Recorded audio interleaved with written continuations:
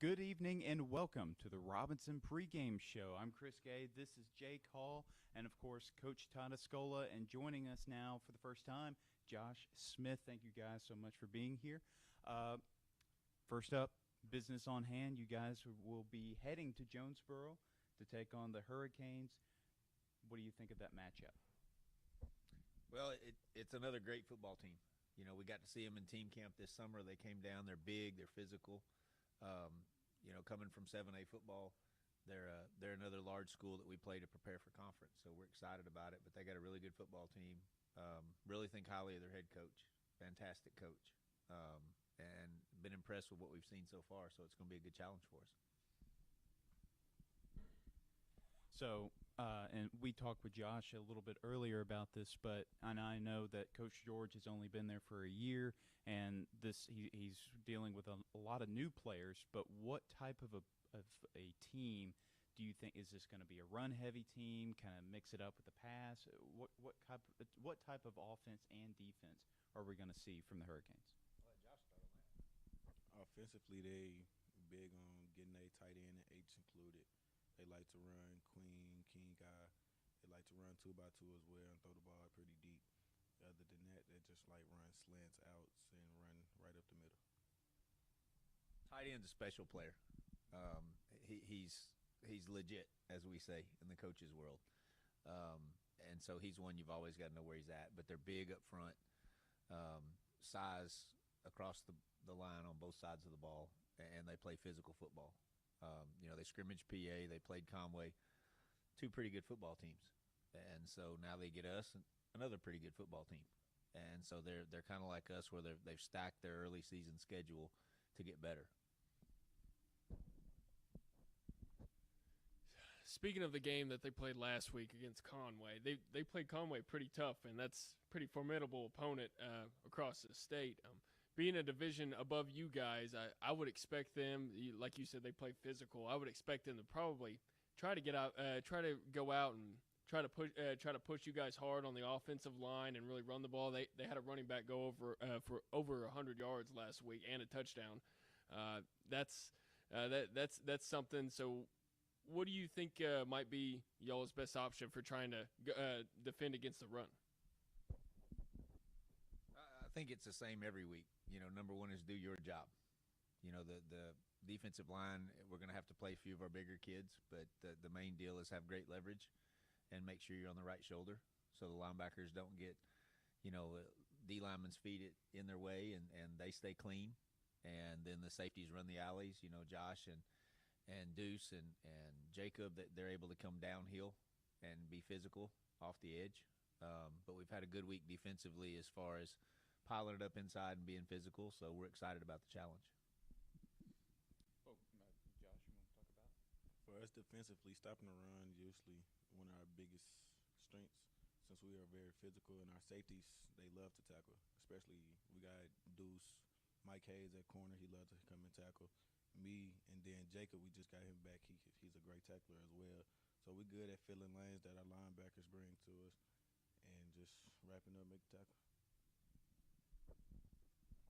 I think that showed last week. Last week, you guys just did excellent shutting the run down. They couldn't run the ball at all on you guys last week, and you did just about everything you could to stop the pass. I think for such an excellent team that PA is with passing the ball, you guys did pretty well for like trying to slow down that passing offense, especially against a pretty decent O-line. It was hard to get pressure back there, I know. I wanted to give a shout out to you though. Just you were flying around the field last week, you made I think over 10 tackles. It was a lot of tackles, and I really was impressed by the way you were flying around. And despite the cramping, and I know it was a muggy night. Are you gonna be slamming some Pedialyte before this game this week? Yeah, I try to get plenty of it. Pedialyte, liquid IV, water, pickle juice, all of it. Try to avoid those cramps. Well, I know you guys rough loss in week 0 against the Bruins, but that was a game that you had talked about. Win or lose, you're going to have some things that you want to talk about. It is the first game that you guys got to hit somebody other than yourselves, and not including Fountain Lake. But What were some things that you took away that you learned about the team and your defense that you guys can apply to week 1? Well, number one is our kids played hard, and they played hard for full quarters. And we made some crucial mistakes in all 3 phases. You know, we had some breakdowns defensively. We had a couple of drop picks that would have changed the tide. We gave up an onside kick right off the bat, which we told the kids we can't do. And then we had two plays in the first quarter where our receivers are wide open running down the field for a touchdown, and we just don't make the play. And that's something that we've done in practice, but that thing that we can correct and we can grow from. But I learned our team is resilient, like I knew they were. And after the loss and after the initial, it was nice to see our team talk about accountability and talk about, you know, not being afraid to have hard conversations and not being afraid to speak up for what's right and move forward. And that's the growth process. And that's hopefully this week we'll see a better product on the field from us. But I told them today, you know, our goal Friday night has nothing to do with Jonesboro. It's be better than we were last week. And again, if we continue to do that every week, it's like I've told the kids, you know, we're going to be really, really good, and we're going to be playing in December. Defensively, we learned that if you just do your job, be in your place, don't worry about what others have to do, and just do what you need to do, that we can be a great football team. Even though we made mistakes, we kept our heads up. That's for both sides of the ball. We kept our heads up throughout the whole game. Even when we went down big, we was able to stay strong and get back into the game and have a chance of winning again. I think that showed with you guys out there on the field. It seemed like you guys communicated well out there on the field. I think just showing the resiliency. You know, you guys had a couple setbacks, like you said, the onside kick and a couple things here and there, and you were still battling at the end of the game to made it look still very competitive there towards the end of the game. I was very impressed with that throughout the whole entire game. What do you think? What do you think the impact of those interceptions by Deuce Williams had on your defense? Do you think that that definitely has to be a very positive note going forward for your whole defense and your team? It brought life back into the defense for sure, as we may have been let down from that first drive with us letting up a touchdown, and then us not getting the onside kick, having to go back on it.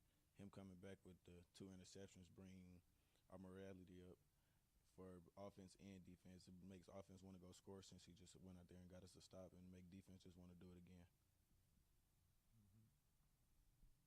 Well, Coach, we talked about this a little bit on Friday, but you got to see a former Senator, Marion Harris, get to play in his first start. He's actually going to have his second start on Saturday, but I know there's a lot of other senators playing college football on this Friday, and some at other points in the week.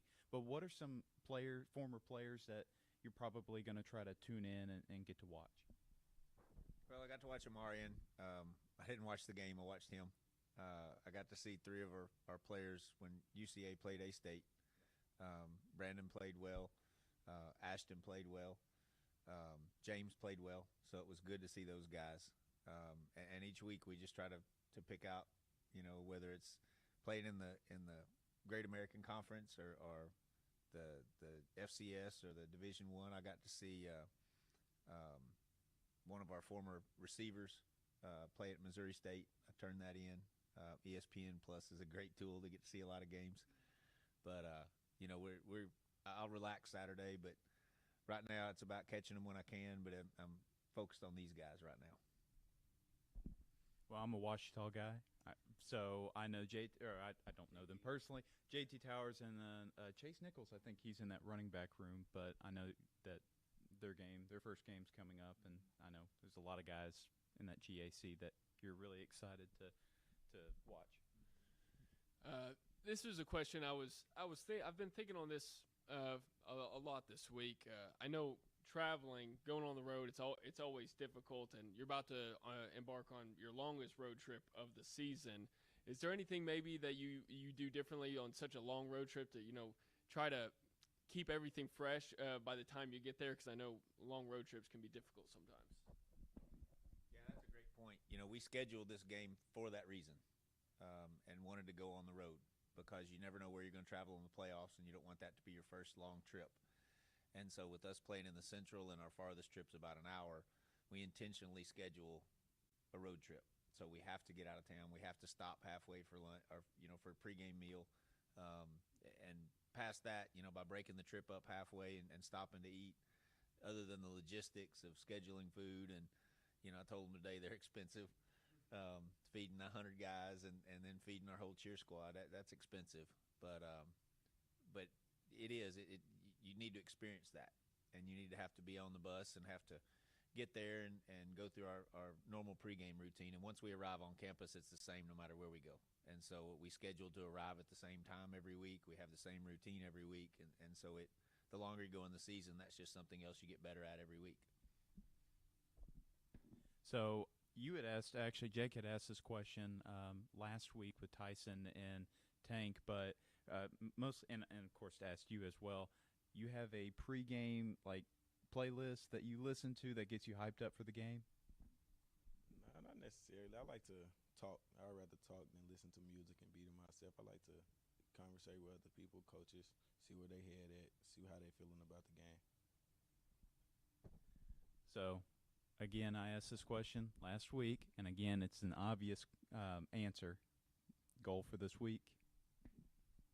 Win, of course. Win. Whether it's by little or a lot, just win. Well, I think that will do it for us here with the Joe T. Robinson Football Pregame Show. Thank you all for listening, and back to the field.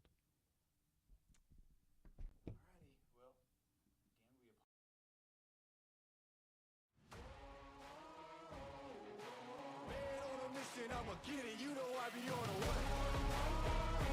Yeah. You know I be on the way. Man on a mission, I'ma get it, you know I be on the way. Yeah, it's all hard, ain't no fear here. You ain't giving it to all, you steer clear. Never beat, I've been down and I reappear. You got some money on the line, you better put it here. Rolling in and doing that work. Check priorities, I'm doing that first. Checks big and I'm sure that hurts, but it's checkmate. We ain't selling short, know the work. Ain't nowhere to hide. You ain't gotta see me come and keep me on your mind, cause I be on the way. Yeah.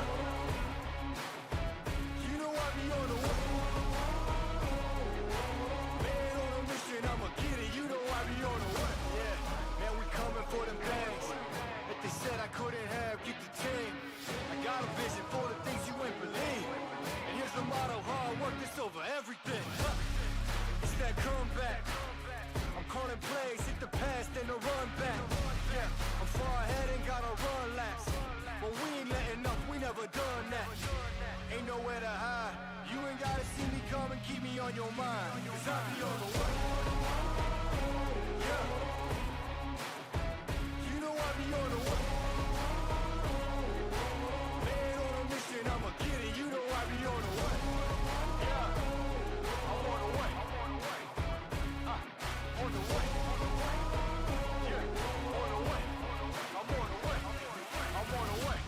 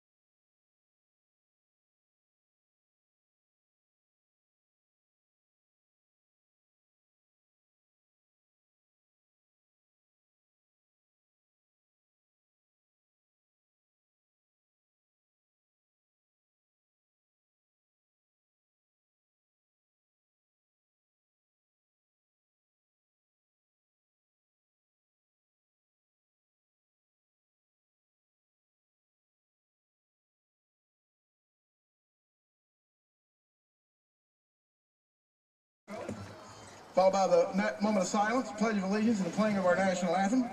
Colors are being presented tonight by the Jonesboro Naval Junior ROTC Color Guard.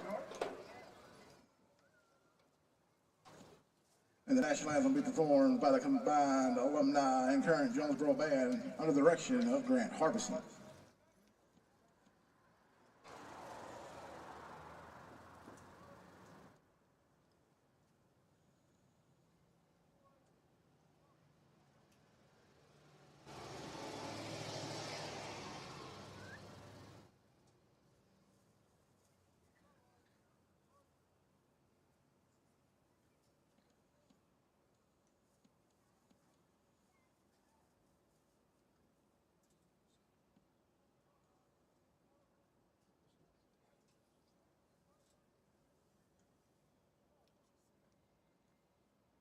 Next will be the Pledge of Allegiance, followed by a moment of silence and the national anthem. Please stand if you're able, remaining through the alma mater.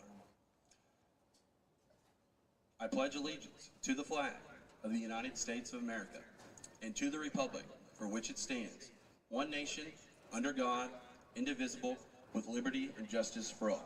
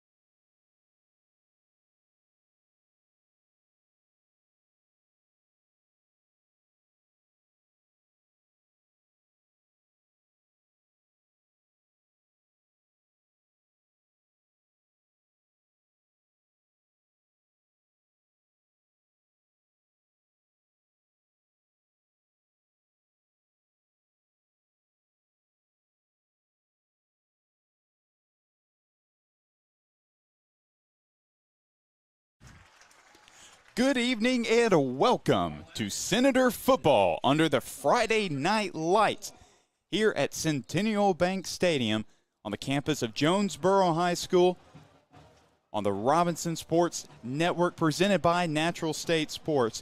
I'm your play-by-play commentator, Chris Gay, joined by my color analyst, Jake Hall, and we are very excited for this 5A versus 6A matchup here in the northeast part of the state.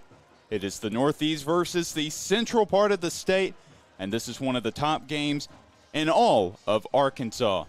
Well, taking a look at both of these teams coming off Week 1 losses. The Senators lost in their season opener against the, and actually it's not Week 1, this is technically Week 1. It was Week 0. I'm just not used to that yet. But the Senators losing to the Pulaski Academy Bruins last Friday, but they did have a great second half in enemy territory. Same thing with the Hurricanes. They played a 7A powerhouse in the Conway Wampus Cats, and they played some pretty good football against a team that is quarterbacked by an Arkansas commit and has plenty of other D1 prospects littered all over the field on both sides of the football. But both of these teams have a lot of new offensive playmakers, which we will talk about in just a moment. But let's take a look at the Senators and what they were able to do last week. Tyson Braden, in his Senator debut, was 18 of 37 for 184 yards with 1 touchdown and throwing only 1 interception. First game as quarterback.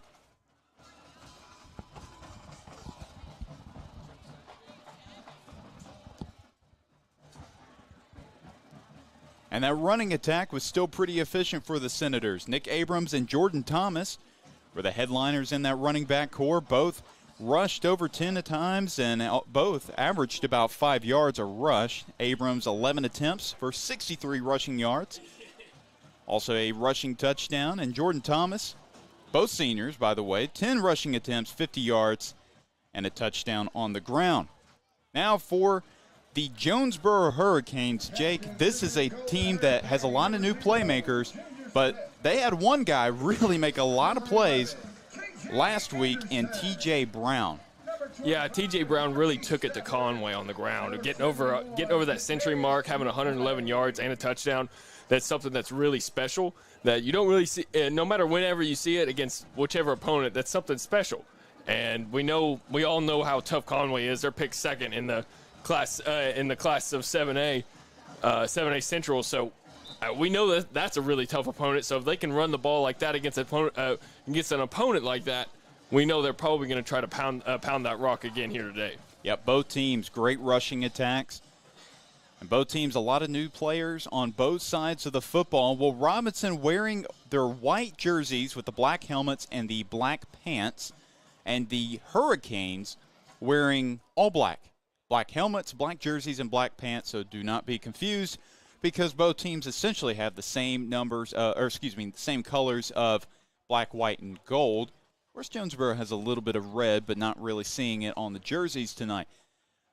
But the captains for the Senators, Tatum Hayes, the senior wide receiver, number 8. Then number 10, another senior wide receiver, Caden Pettis. Number 11, Caleb Doucette, the senior defensive end and halfback. And then number 13, Jaden Carter, another senior wide receiver representing the Senators. So I'm not sure if you spoke about it earlier. Had a little bus trouble getting up here. The Senators that's did. True. I did not. And so kind of delayed our game back to 7:15. But no worries. We are here to play, and I'm ready to see what these Senators have. We had a little drizzle here earlier tonight, but it kind of looks like it's dying off, and I think this is gonna looks like it's gonna turn out to be a perfect Friday night here in Jonesboro for some football. Exactly right, and wish we had the camera view of it, but there's going to be a beautiful sunset on, I believe that's the west side. I think we're looking north, I'm pretty sure. So, but this is a pretty nice stadium, a lot of new structures, including, of course, it's only recently been called the Centennial Bank Stadium. And it was originally called the Cooksey Johns Memorial Stadium. Now it's the Cooksey Johns Field.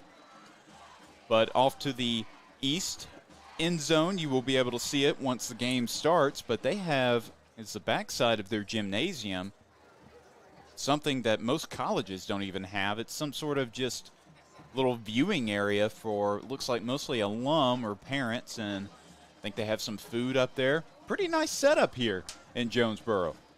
But this is supposed to be a fantastic game against two teams that have a lot of talent on both sides of the football. As I mentioned, the Senators had a rough loss last weekend against the PA Bruins, but we did get to see a lot of different players in that wide receiver core make some plays. After last year, they didn't really have a lot of playmakers really, make plays in that wide receiver core, but just taking a look at some of those players that were able to make some plays. Charles Petty, one of the several talented sophomores on this team, had 5 receptions, 63 yards, and a touchdown. And Deuce Williams, who I think we'll be talking a lot about tonight. He played only a little bit on offense, but he was able to make some plays on defense, coming up with 2 interceptions. Yeah, he had one heck of a game last week. I think that really propelled the Senators to keep it closer than what maybe the game felt like at the moment, and they ended up fighting back, and it kind of seemed like it was a close game there towards the end, and I think there was a lot for the Senators to build on and take away from that game, fix a couple mistakes as they're rolling in here to take on the Golden Hurricanes. And I think if there's a coach out there that can really take what you did wrong and fix it all up and get it ready to work the next week, I think it's Coach Escola. Yeah, you're exactly right. That was a great second half for the Senators, especially a great fourth quarter where Deuce Williams had, I think, just one of his 2 interceptions, both in the second half, but one in the fourth quarter. And they were actually able to recover an onside kick, more like a pooch kick or something, against a PA team that is known for recovering onside kicks, if you know anything about Pulaski Academy football. Which this should be a wonderful game. We haven't talked enough about this home team, the Hurricanes. Yes, they have a dynamic running back by the name of T.J. Brown, who's a junior who really has not played much up until this point. But they also have a pretty good quarterback at Asa Myers. Now, he did not have a great junior debut last week as the Hurricanes are making their way out to the field. But Asa Myers last year was in a kind of a crowded quarterback room. He was behind Terrence Brown, who ended up graduating and going to Central Methodist University. But now Asa Myers is at the helm, and he was able to average about 15 yards a pass, with 60 of 95 for 895 yards in 2023. And here are the Robinson Senators making their way out onto Cooksey Johns Field.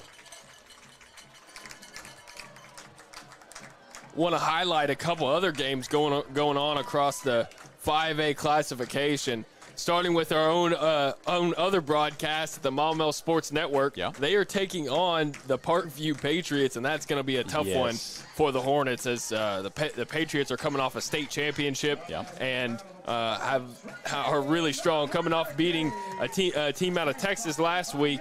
The Hornets beat Sylvan Hills by a decent margin last week. So see if Coach Maupin can build on that and take on those Patriots. Yeah, that has got to be – hey, this is going to be a great game, but I don't know. Maumelle and Parkview might take the cake. Now, I know one of the top games in the state, not even in any of these classifications, is Carlisle and Junction City. So if you have a chance, maybe go check on that score. But don't leave the broadcast because this is going to be a fun one. I think you can catch that one on the radio. Oh, that is true. Yeah, you just turn your radio turn the on. radio, and you can watch this at the same time. We all multitask. Another good game that we haven't mentioned yet is going to be Kimball, Texas, taking on Pine Bluff. They're going to be in Pine Bluff, Arkansas. That game isn't until tomorrow, and they're playing at the UAPB Stadium. Yep. So that should be a fun matchup. If you have a chance to get out there to Pine Bluff, that one might be a good one to attend and get a good bird's eye view on. And I believe the broadcast will be on Natural State Sports, don't you think? I think you're correct. Yeah, our director has confirmed it. So definitely tomorrow, if you're not watching the Razorback game, you can watch the Razorback some other time. But watch the Pine Bluff Zebras in their great non-conference matchup. But here is the kickoff, and this one is underway. It's another one of those little pooch kicks.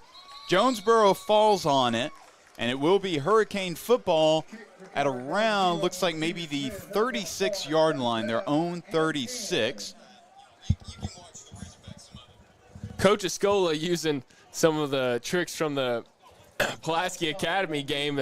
As we saw, that those little pooch kicks worked out for the Senators, I think, one time last week. It worked only once. 50% is how as they were 1 of 2. But here is the Jonesboro offense, man in motion. Here's Myers looking left. He's got his man open, and nothing there for the Hurricanes. A horde of Senators on top of him.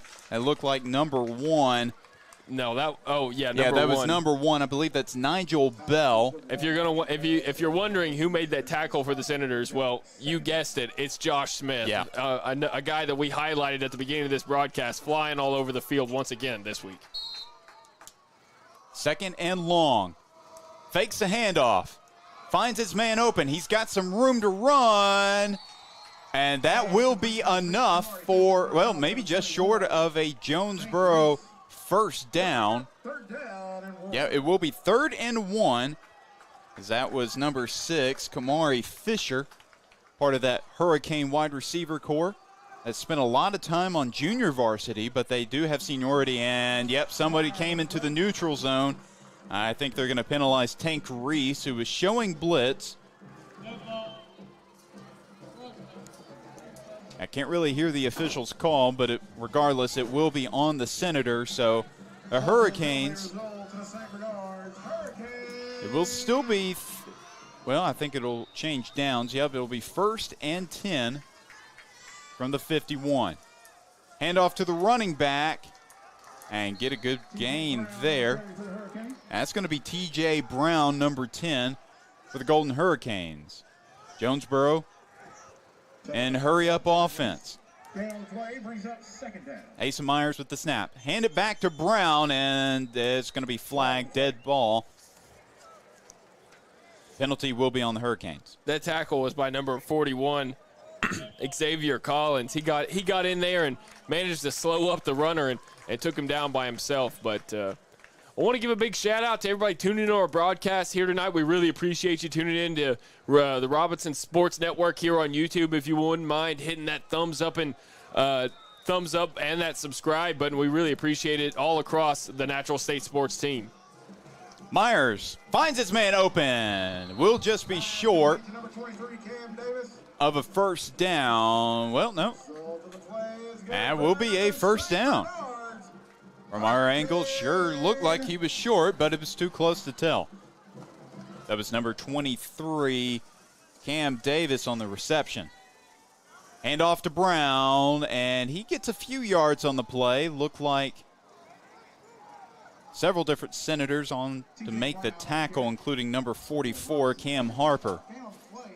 They're running this hurry-up offense, and it's kind of giving the Senators a little bit of struggle. You know, this is what happens when maybe on the road they come out and everything's going so fast. Need to see the Senators get a tackle for loss here or maybe a turnover. And Brown taken down hard. Not enough for a first down. So it will be 3rd down. Good position for the Senators, a long 3rd down. Let's see if they can't put a stop to it right here. 3rd down for Jonesboro at the 36-yard line. Brown in the backfield, man in motion. And here goes Brown up the left side, and that was a good game, but it will not be enough. A yard, and it looks like it's going to be 4th down, but the Golden Hurricanes might be going for it. I see a flag on the other side of the field. Let's see what this is all about. Yeah, the officials are discussing it at the 40-yard line. Let's see what the head official has to say here in a moment.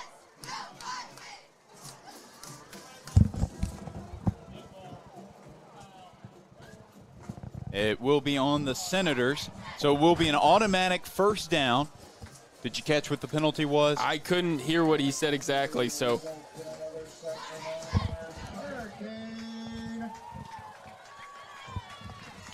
I'm not sure what that penalty was. I guess I got to keep a better eye on it because I couldn't really tell. I think it was a dead ball penalty. That's all I heard. The mic doesn't pick up all the way over here. Coach Escola is getting an explanation now from the umpire. Well, 1st and 10 from the 19-yard line. Deep into Senator territory, now in the red zone. Brown still in at running back to Myers' right. He's going to get the handoff, and he's going to get a pretty good gain after being brought down hard. Looked like that was Ahmad Booker in on the tackle, throwing down Brown. Booker, one of the leaders on the offensive line as well, but several of the offensive linemen for the Senators also play a good amount on the defensive line. It'll be 2nd and 5 on the 14-yard line. Myers checking the sideline. Got some 11 personnel, one tight end, one back, 2 guys to the far side. Myers, high snap. He's going to run for it. He's going to get something thrown up into the air. And that looks like that will be enough for a Hurricane first down.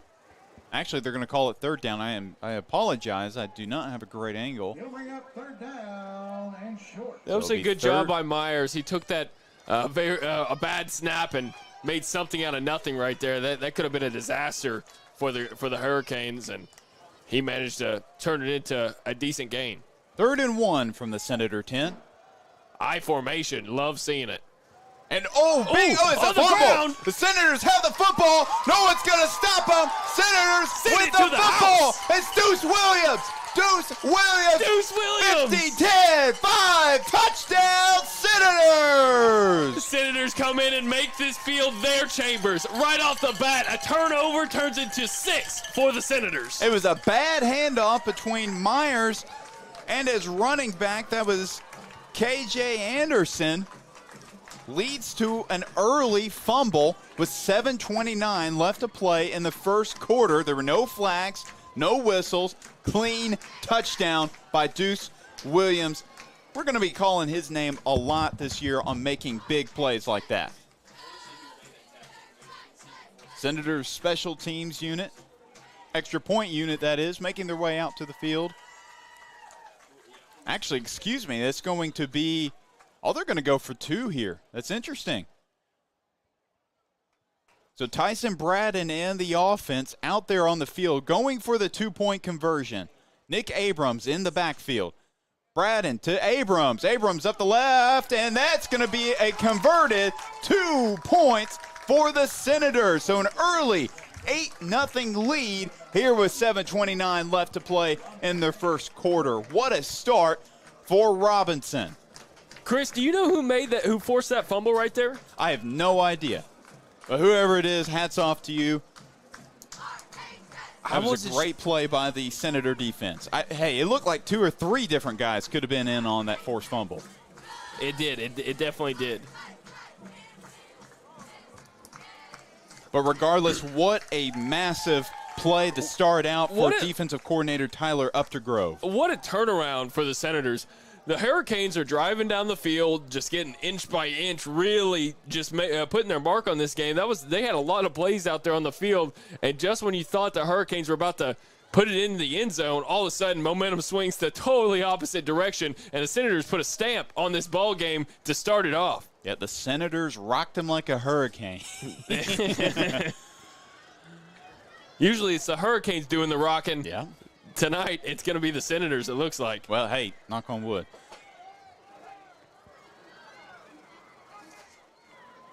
William Tate out for kickoff duties for the Senators. Tate was perfect from extra point land last week. It's T.J. Brown set to return. Here's Tate. It's another short pooch kick. It bounces, but they do get up on it, and it will be Hurricane football. Looked like that could have been, well, that was not C.J. Brown, or that was number 12, either Kevin Moody or C.J. Williams on the kick recovery. So far this season, Deuce Williams has already three turnovers. Well, he recovered that fumble, but he had 2 interceptions last game. Seems like we're going to be saying his name a lot this season, and I'm very excited that I get to watch it. And also, with this Escola team, you can tell they didn't get down on themselves. The Hurricanes had driven all the way down the field. They weren't down on themselves. They just got right back in and forced their way into this ball game. Hand off to Brown. Brown will be stopped by multiple defenders on the play. A short pickup for the Hurricanes. Second down.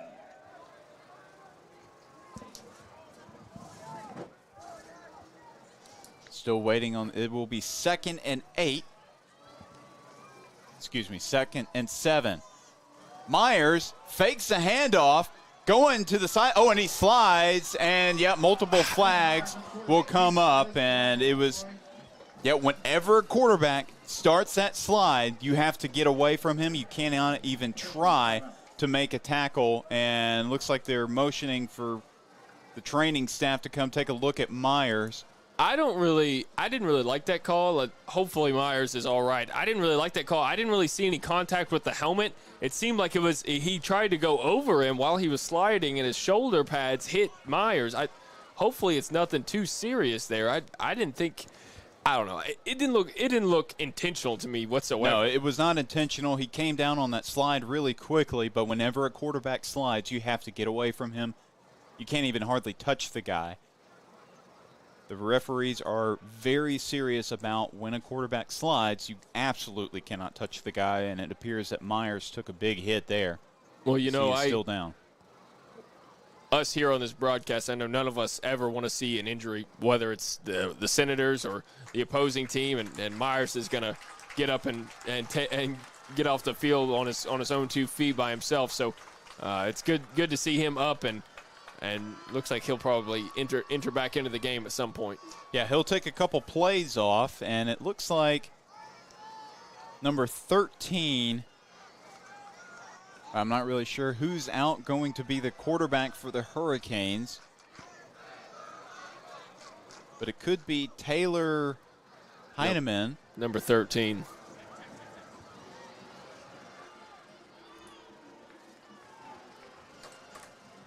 Well, this quarterback group, this backup quarterback group, it's either going to be Troy Parks or Taylor Heineman getting snaps behind Asa Myers. And I imagine Myers will be back out on the field. But they definitely want to be careful with their starting quarterback, especially only 2nd game of the season. And the Hurricanes heading back to the sideline. The officials still discussing something with Coach Escola. If they try to eject him, that's going to be insane. I don't agree with that whatsoever.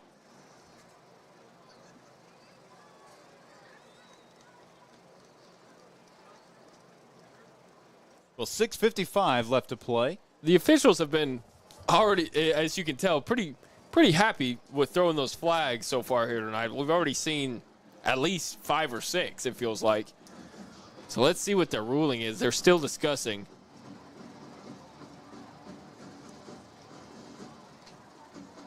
Head official and he's about to make the call. Yep, turn on your mic.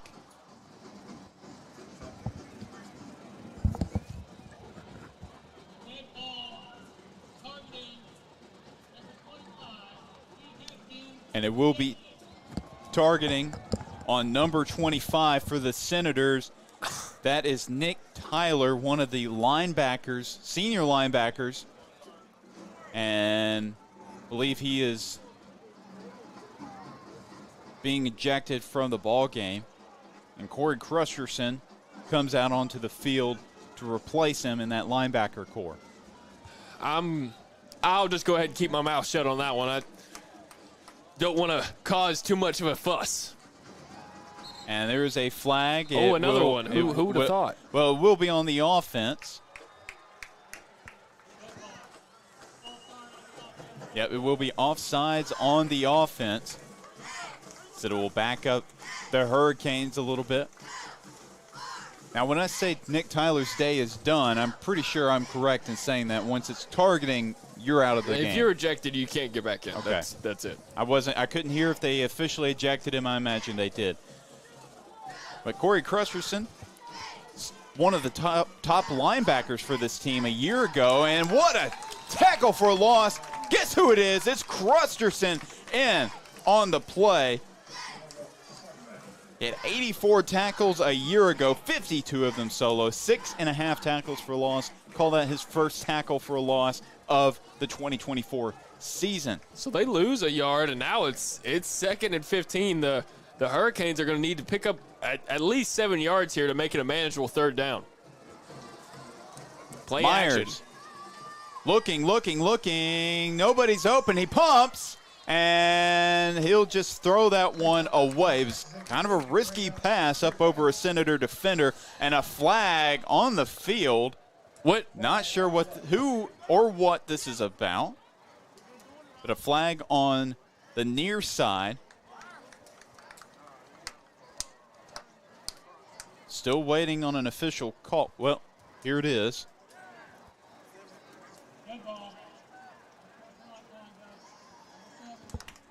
It's going to be on the offense. Sportsmanlike conduct on number 70. I didn't get a good view on what happened. It was completely after the play. The officials are not afraid to let these flags fly here tonight, ladies and gentlemen. We've already seen quite a few, so I hope Coach Escola is letting his team know that they need to be on their best behavior out there on the field. We can't have any kind of ruckus and try to keep this a clean ball game because the officials will call you on it. Well, the penalty was on Cash Colburn, the team's starting center.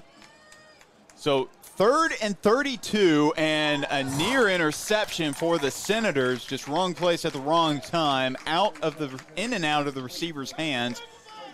And just like that, they're going to have to punt this ball away, and the Senators are going to get a chance to go for it, to take the ball for the first time this ball game and see what their offense can do. Ball just about on the 30-yard line for the Hurricanes. 4th and 32. A long ways to go for their punter, number 92, Cordarius Miles. It looks like it's Kyron Grimes back to receive as well. I can't see It who looks the other like one Deuce back there. Williams. Okay, Deuce Williams and Kyron Grimes back to receive it for the Senators. And there's a flag on the play, and it will be on the kicking team. Delay of game. This is just a sloppy game so far. When you're getting close to the 10 penalty mark as a whole, and you're not even through the first quarter, you know this is going to be kind of a sloppy game. Hopefully we can try to clean this up and get things moving. Well, the procedure penalties have mostly been on the Hurricanes as they punt this one away, and it's going to bounce right at about the 41. Yep, about the 41-yard line, and that is where the Senators will start off. They lead 8-0 with 5:43 left to play, and Tyson Braden and the offense will come out for the first time. Now, I say the first time. They did come out on that 2-point conversion after Deuce Williams returned that fumble for a touchdown, but this will be the first time we get to see the offense actually make some plays. Well, we've seen what the defense can do. They got a turnover for a touchdown. They just forced a 3-and-out right there. Not a 3-and-out, but they forced them to punt the ball away. And now we get the offense out here. The offense has got some work to catch up to this defense. Let's see if they can't come out here and make that defense proud. Jordan Thomas to Braden's left in the backfield. Receivers bunched up. Shovels it to Thomas. Thomas up the left sideline, and a great pickup. I think he will be just short of the first down, but Jordan Thomas, what a pickup there for the Senators. That will be second down, and I believe 1. Oh, they're calling it 2nd and 2. So a gain of 8 for Thomas. That was a nice little scamper out to the left side. Nice little pitch by Braden as well. 2 receivers to the right, 1 to the left. Michael Hayes in formation. Hand it off to Thomas again. And that will be enough for a first down for Robinson. Jordan Thomas, 2 solid carries early for the senior. We saw what Thomas could do this in the last game. Is he was really the one to kind of get their running game going. Abrams was getting it going in the first half, and Thomas kind of carried it the rest of the way in that second half of the ball game. And we've seen that he has speed, so watch out if he gets out in open field. Yeah, he had a long 14 rushing yards as now Nick Abrams is in the ball game. Here's Hayes. Hayes, the UCA commit, gets the first down reception for the Senators off the pass from Braden. First pass, first completion for the Senators. Well, Michael Hayes, mostly a corner, but he is the team's leading receiver from last year that is returning. Had about 10 catches for about 100 yards in 2023, and he didn't have a catch in week 0, but he has so far today. Abrams taken down after only a pickup of about 1 or 2 yards on the play. That was a good job by Abrams to find a hole and just cut it up. There wasn't really a lot to work with, so he went ahead and found a hole and forced his way into it and managed to get a couple yards out of it. Junior Smith in on the tackle for the Golden Hurricanes.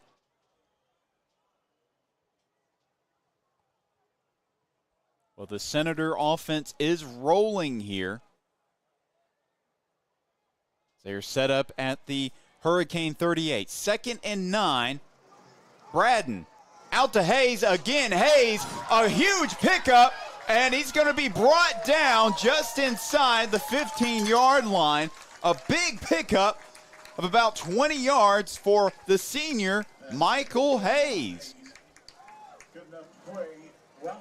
I'm confused. We didn't see much of Hayes last game, but No, right that's now right. he's putting on a show, turning on the Jets, making men miss, and that was a good catch by a good catch and run by Michael Hayes. Well, he does have 4.4 speed according to Arkansas Hooten, so you got to utilize that. Abrams, fairly solid pickup on the rushing attempt on 1st and 10 from the 13-yard line. Let's see where they set him up now. Will be 2nd and 3 So a gain of 7 from the 5-yard line. Clock running down, just under 2:50 left to play in the first quarter. Abrams still at running back. Receiver in motion. Hand off to Hayes. Hayes going up sideline.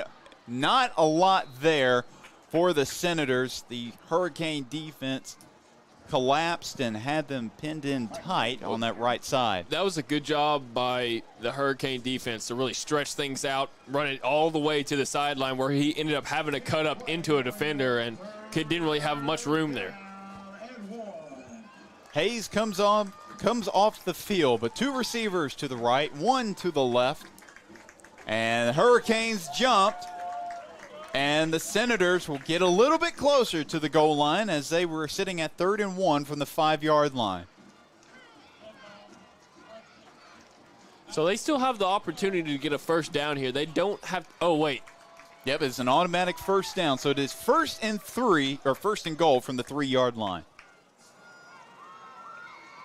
First and goal. Let's see if they don't give it to Big Nick Abrams in the backfield. Yeah, one of the top running backs in all of 5A last year, was part of the All-State All-Conference team. And here goes Abrams, and he's going to be pushed back hard in the backfield by multiple Hurricane defenders. The Hurricane defense was thinking the exact same thing I was thinking. Exactly. And they read it. So good job by the Hurricanes to get a tackle for loss there. And so now the Senators are going to have a little bit just a couple more yards to go if they want to get in the end zone. Abrams out wide for the Senators. 4 receivers out to the right, and Todd's coming onto the field late, but he is out to the left. Nobody in the backfield. Here's Braden on the snap. He's rolling right, looking. Found his man. Touchdown, Senators. Who is that? That is number 10. Caden Pettis. Caden Pettis in on the touchdown. First passing touchdown of the game for Braden in the Senator offense. That was a nice little 6-yard dunk right into the end zone into the hands of Caden Pettis. Pettis had to stretch out to get that one, but Braden fit it into a real tight window, and it turned into 6 for the Senators. And here's William Tate on the extra point attempt. Braden holding, and that extra point is up and good. 15-0 early for the visiting Joe T. Robinson Senators with 1:07 left to play in this first quarter. Jake, this has been a much better start to the ball game than in week 0. Absolutely. They definitely learned from their mistakes last week and are coming out here swinging for the fences, and it's paying off. I was expecting this game to be pretty close, but right now the Senators are in total control of this ball game. If their defense can come out and get a stop, the momentum might not leave the sideline. Oh, they certainly have shown on defense they can get stops. But this Jonesboro offense is the same team from last week that put up a really good fight against a dominant Conway Wampus Cat squad. So it will be interesting to see what they are able to do on this next drive and how Asa Myers is able to respond to that Braden passing touchdown. And you can tell that they're going at this Hurricane team with a totally different approach on offense. Offensively, it feels like it felt like last week a lot of pass heavy right off the bat. And this game runs quick screens to the side, and it's working out for them. Well, something else from last week is that every drive was a new running back. It was either Thomas or Abrams. A little different. It's been mostly Abrams on this drive after Thomas started it out, and a short kick to the 25.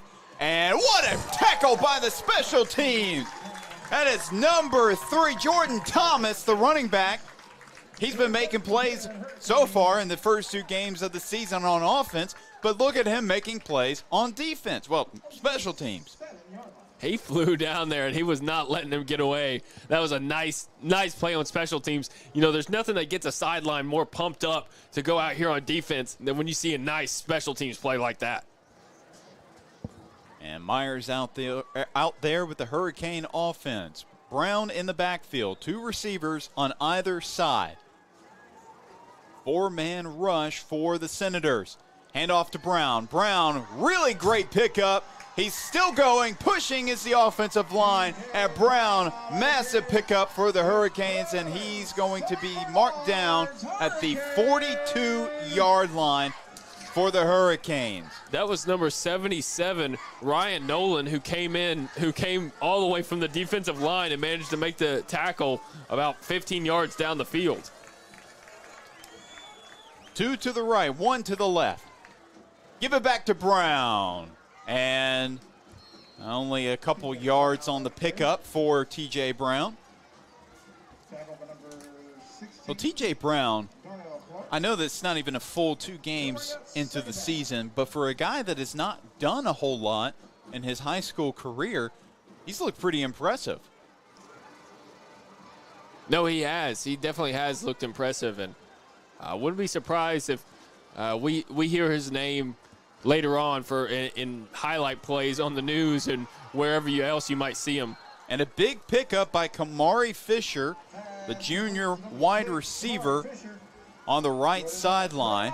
That will be enough for a Hurricane first down. So the Hurricanes, their offense, a little bit of momentum here, something that they lacked in that previous drive, and that will be the end of the first quarter. So your score, Robinson 15, Jonesboro 0.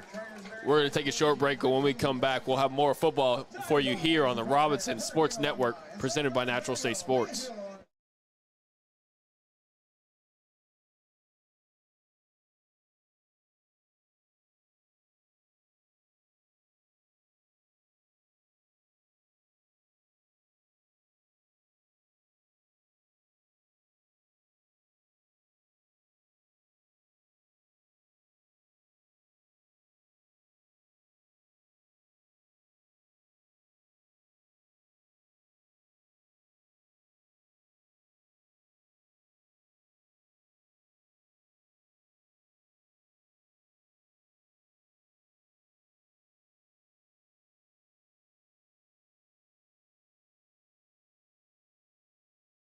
And welcome back to the Robinson Sports Network presented by Natural State Sports.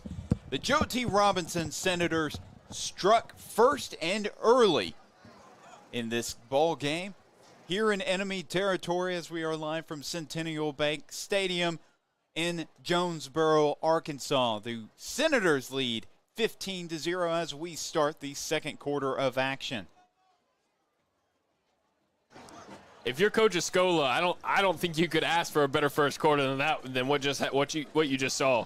Here's T.J. Brown, and he will be brought down by multiple defenders. Tank Reese in on the tackle, and so was Cam Harper. Doucette also there to make the play. And, I mean, that first quarter worked out perfectly, just like you draw it up for Coach Escola. A defensive touchdown, offensive touchdown. You saw a couple nice tackles on special teams. Things are clicking for the Senators. They got to come out here and make sure they shut down this drive for the Hurricanes and keep momentum on their side. One receiver on the right, two to the left. Brown in the backfield. He gets the handoff, and he kind of tripped, I think, on his own feet and really did not get much at all. Doucette in to make the play along with Cam Harper and really that entire Senator defensive line. But that is 3rd and 6 from the 39-yard line. Another third down here for the Hurricanes. See if the Senators can't put a stop to it. They are in Senator territory. Their offense has been moving. Myers out to his man. That's Ocho Taylor, who's brought down by Deuce Williams. And now there is a flag on the field in the secondary. Let's see what it is. That was Ocho Taylor on the reception. There's flag on the play. There's a great tight end for this Hurricane offense. Has already heard from a number of colleges after being an all-conference tight end in 2023. His offers from Division II Missouri Southern, Arkansas Tech, and Fort Hays State, but also has a Division I offer from the University of Arkansas at Pine Bluff. So it's going to be on the Senators. Yeah, it will push the Hurricanes forward. As a personal foul. Not sure who it was on or what exactly happened, but regardless, the Hurricanes will be pushed forward.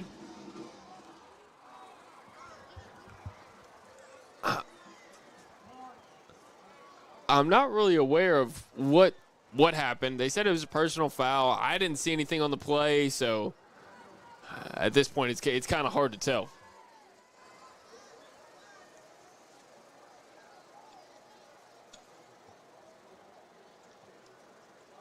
All 6 officials having a conversation right now at around the 40-yard line. I do want to make sure they get the call right. Yeah. Now they're trying to make sure that the clock is right because they didn't stop the clock. So they're going to have to try to figure out how much time to put back on the clock. These are the type of mistakes that you don't really want to see, if you're up there in the booth, you want to make sure you're really paying attention to that clock and make sure you're not letting it just run off like that. Well, a big pickup, and the clock will be reset to 11:15, so an entire 1 minute, 15 seconds were drained off the second quarter clock.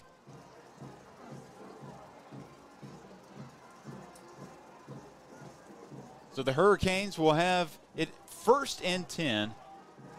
From it looks like the 25-yard line. Nope, 24-yard line of the Senators. They definitely got bailed out on that play as Deuce Williams had it snuffed out. Myers to the sideline, and a big tackle. That is number 3, Kellen Smith on the reception. Multiple Senator defenders in on the tackle. Hurricanes are really sticking to this quick passes out to the flats. So see what the Senators, and I mean, they saw a lot of that last week as well. So see if the Senators can't bottle that up.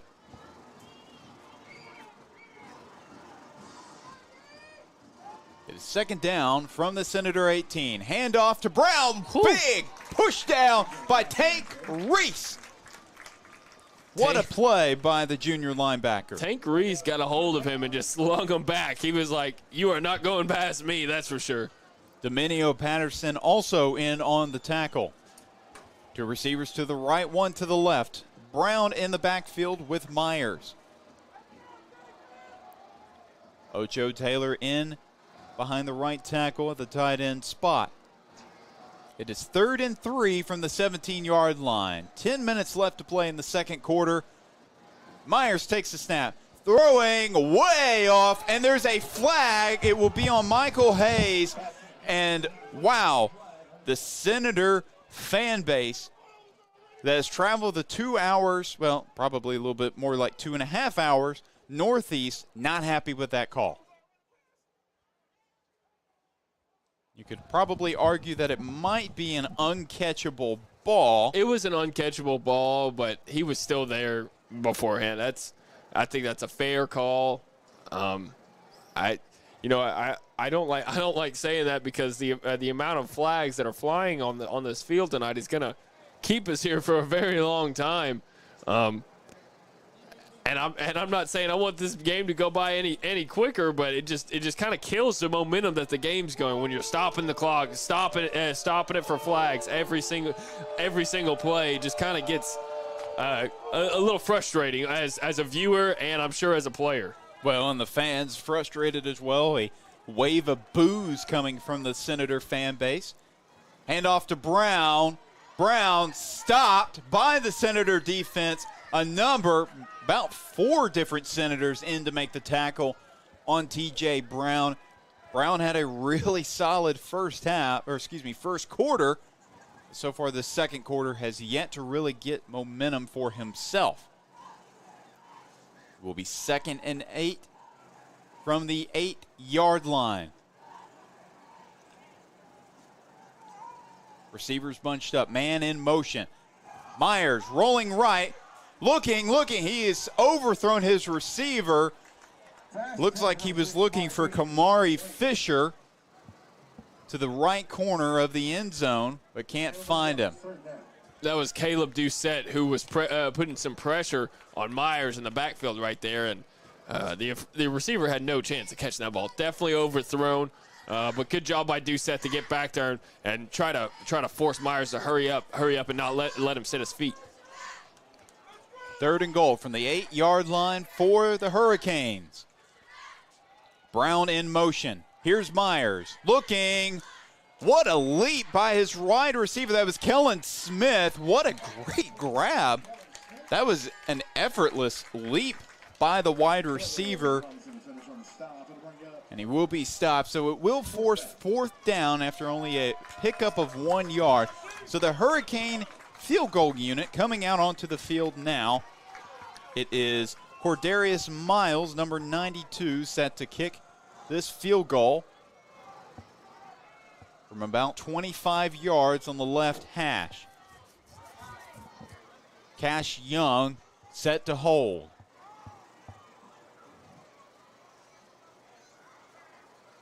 Oh, the snap rolled back there. Now they're going to have to. It's Young. He gets it. And that was a busted play. It almost looked like that was a forward pass by Cash Young to Miles. No flag, and it was almost an interception there. I think that was definitely a forward pass. I'm not sure how the officials didn't catch that one. It seemed like they caught every single other flag that needed to be thrown here tonight. So either way, the Senators are going to take over after a mishap on a field goal. Oh, wait, there is a flag on the field. Is that a yellow flag I see over there? I believe that is a yellow flag. So a late flag as the officials are discussing. Let's see what the head official has to say. Illegal forward pass. Exactly. They called it out. That was a good job by the officials because if I could see it from up here, they definitely should have seen it, and they did. So now the Senators are going to take over and have very good field position to start their offensive drive. Let's see where they officially set them up at. Because I believe it's got to be like a 10, 15-yard penalty and a loss of down, I believe is what that penalty is, if I'm not mistaken. Well, the Offense will be set up around the 8 or 9 yard line. Maybe it's okay. So maybe it's not. Maybe it's not a loss of down, and so Coach Escola just went ahead and declined it so his offense could get out there. That's what happened. So they're going to start this drive at about the 9-yard line. Thomas in the backfield. 2 receivers to the left, 2 to the right. Braden takes a snap, looking for his man. He's got Jaden Carter, who stutter steps, and not a huge pickup there for the senior Carter. They're going to give him about 6-7 yards there. Yep, you are right. So a solid short pass. Good play call by Coach Escola. These wide receivers came here to play. They were really showing off their speed and agility on the outside for the Senators offense. 3 to the right, 1 to the left. Thomas in the backfield. Braden, hand off to Thomas. Oh, what a juke by Thomas. And that might just be enough for a first down. Yes, it will be. So that is a Senator first down. That was an interesting looking play. It looked like it was a little bit of an option for Braden or Thomas back there, but it almost looked like he spun Thomas to the left as there was a lot of Hurricanes bunched up in the middle, so he turned him to the left to get on the outside. And off again to Thomas. Thomas straight up the middle, showing off that speed. Huge pickup by Jordan Thomas, the senior running back. And that will be about a 15-yard pickup for Robinson. 7:30 left to play in this first half. Robinson still leads 15-0. They are set up at the 37-yard line.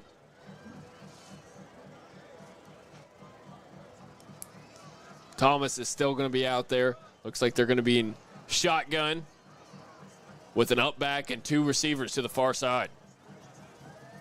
Man in motion. And, yep. That's going to be a false start. Yep. False start on the Senators, unfortunate. Yeah, that was Fisher Taylor, the right tackle. He knew it right away. He jumped up a little early.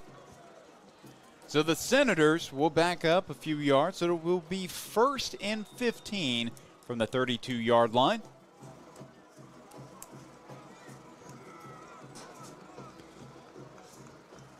First and 15. Let's see if they just hand it off to Thomas here. Thomas still in the backfield. 2 receivers on either side. Pistol this time. Will be a 4-man rush. Man in motion, that's Carter. Braden dropping back to pass. Finds his man and overthrows Trey Petty just a bit. Just a bit outside for Petty. He made that cutback and just couldn't catch up to it. Unfortunate, because if Braden would have got that pass just a little bit more inside, I think that would have been a first down. So 2nd and 15 from the 32-yard line for the Senators. Empty set this time. 3 receivers to the far side. Thomas and Carter on the near side. Braden takes the snap. Pressure coming. Here goes Carter, and he is wrapped up well by Sam King. So that's a gain of about 10. Makes it 3rd and manageable now.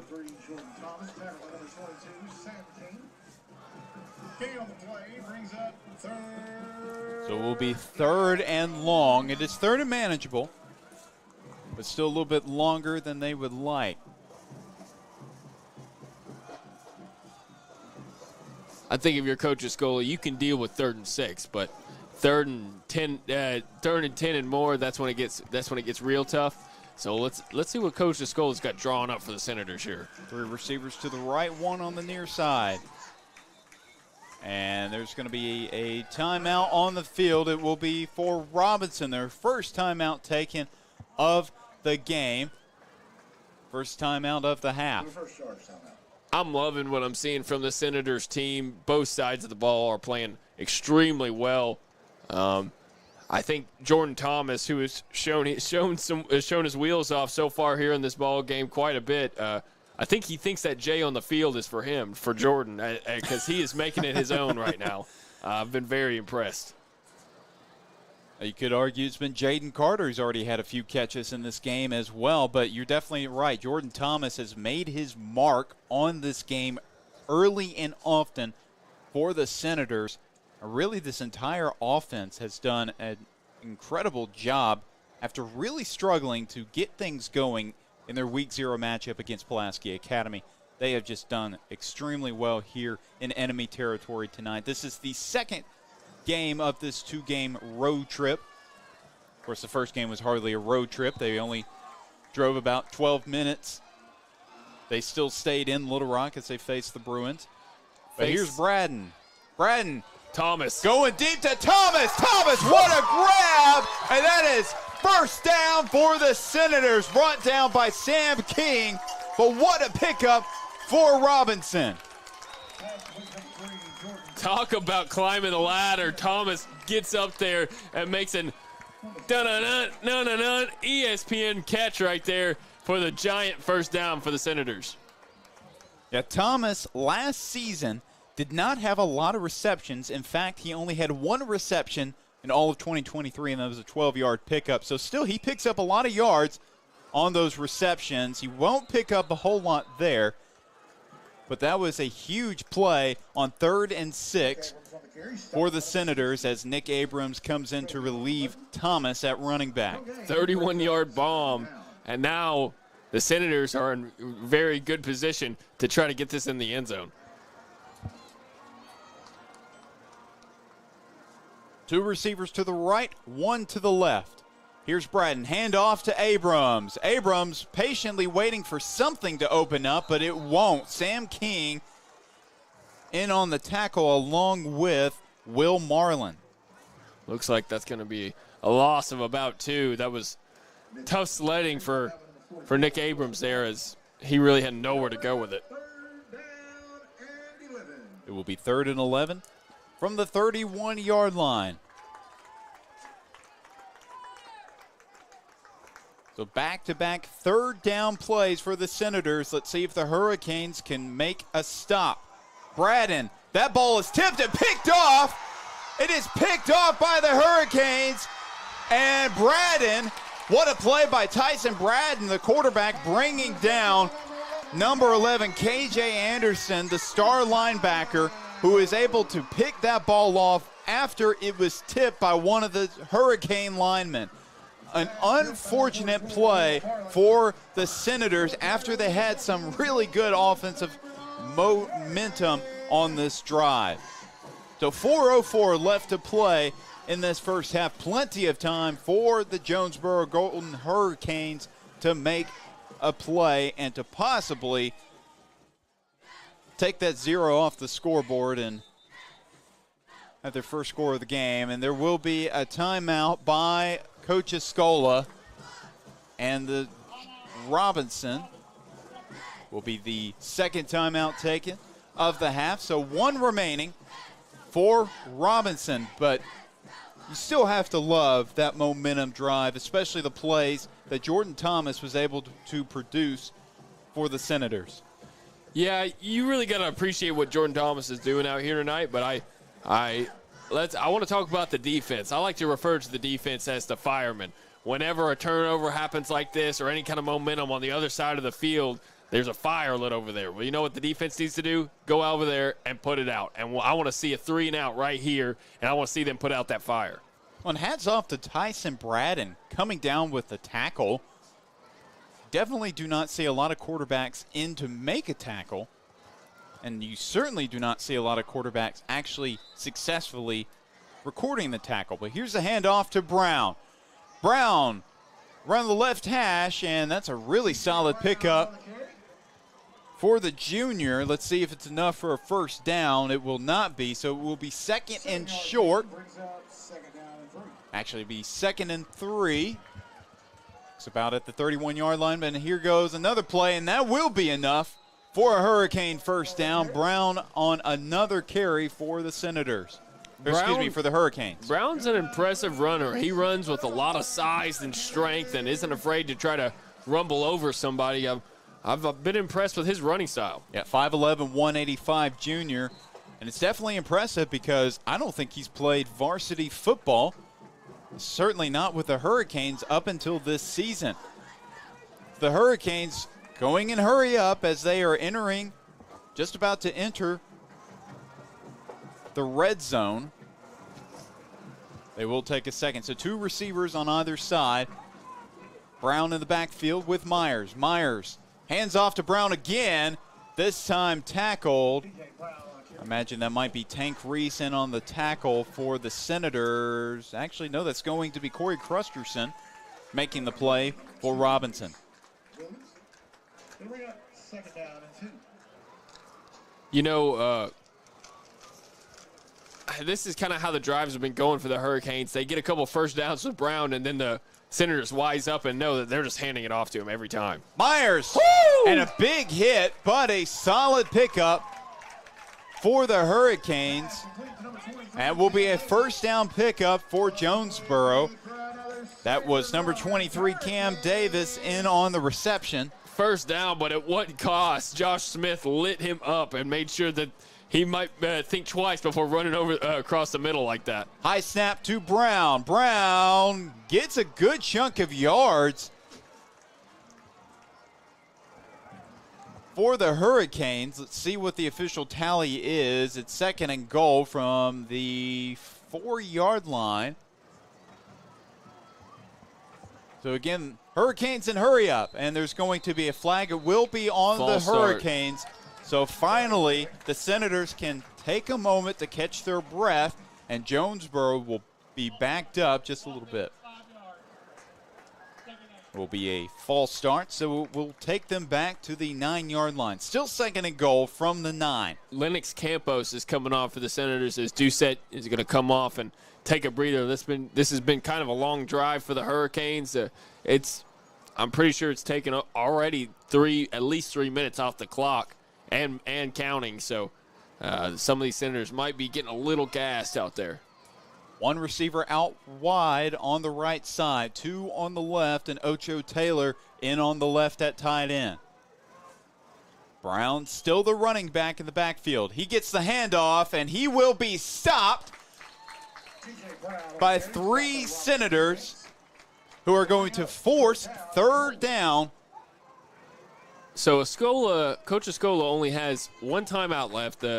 It's under 1:30 now, so I think he's just going to let this clock run and force the Hurricanes to call a timeout if they want to stop the clock.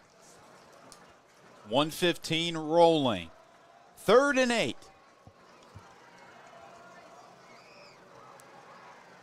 If you're the Hurricanes, do you run it again? You've been running it a lot right here. I think you might try to pass it. Myers, and it's going to be another handoff to Brown. Nothing there for the Hurricanes. A big stop by big Dominio Patterson in on the stop. Dominio Patterson says, "This is my backfield," and shuts it down before it even began. Nice job by Patterson. And what did I tell you? If you give the Senators the idea that you're going to keep running the ball, they're going to shut you down. They have too many athletes on that side of the ball for you to just keep running it and doing the same thing over and over again. Well, the Hurricanes will stay on the field with their offense. The clock is running down. 10 seconds on the game clock. 22 seconds on the scoreboard. And I'm still waiting, and there will be a timeout. So they drained some clock. But the Hurricanes do call timeout here with 16 seconds left. Is it 4th down? It is 4th down. This is decision time for the Hurricanes. I'm not really sure what you're going to do. Do you kick a field goal, or do you try to just throw for the end zone right here? I think if I was the Hurricanes, I think I might kick a field goal. I'm not sure if I'd want to. I'm not sure if I'd want to risk it and come away with no points here before halftime, especially when the Senators are going to get the ball first to start the second half. Well, they're not listening to you, Jake. The offense remains on the field. So they want to walk away with points, but they want to walk away with 6 instead of 3. Yep, 6 is better than 3. And Myers at quarterback with Brown in the backfield. 2 receivers on either side.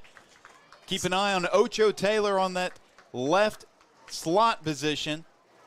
And Myers looking, and it's going to be a Hurricane touchdown. So the risk paid off for Jonesboro as they will have some points heading in to halftime. That's a gutsy call by head coach Tyler George for the Hurricanes, and it pays off for him.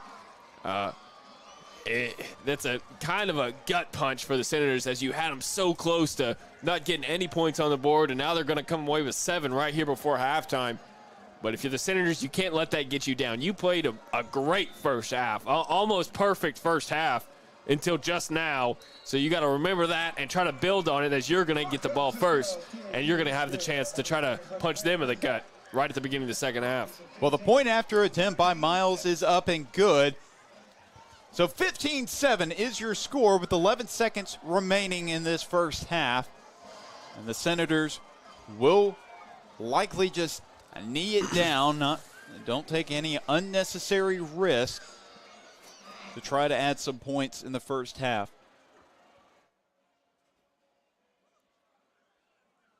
But so far, what a half for the Senators. The Hurricanes have had multiple drives like the one we just saw, but the Senators have been able to make stops when it has counted.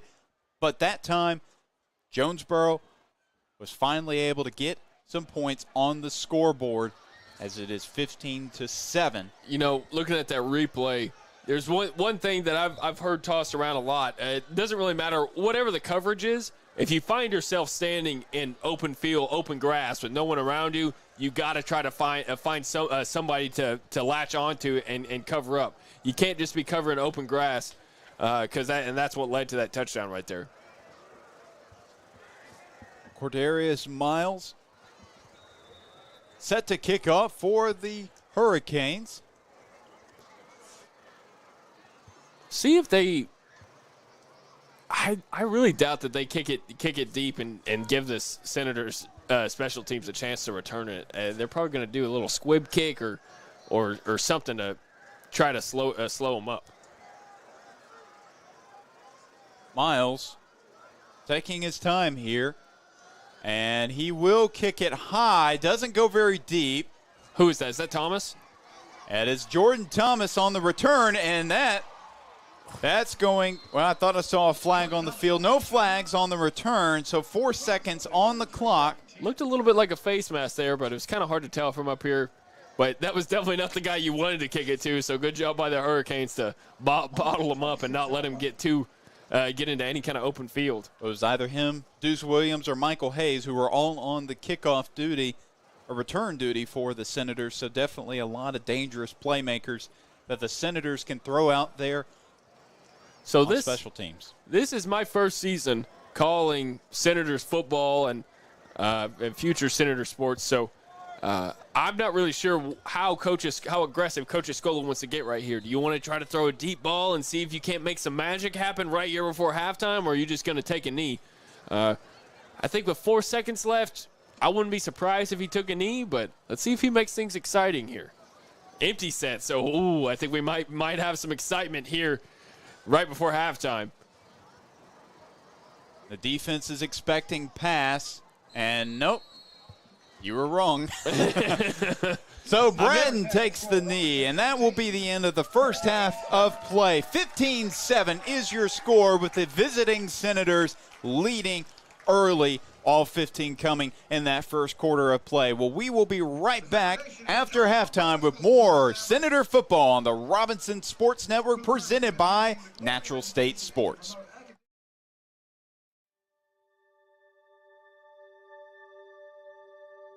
Project Zero is a 501c3 nonprofit with one goal, and that is to have 0 kids in foster care waiting to be adopted. And we're hoping to have 0 kids waiting. That's our whole goal, Project Zero. It means no kid is forgotten, and there are people always fighting for kids to find their forever family, no matter how old they are. There's not awareness out there. I don't think people understand the need that we have here in our own state for these children who are wonderful children waiting for forever families.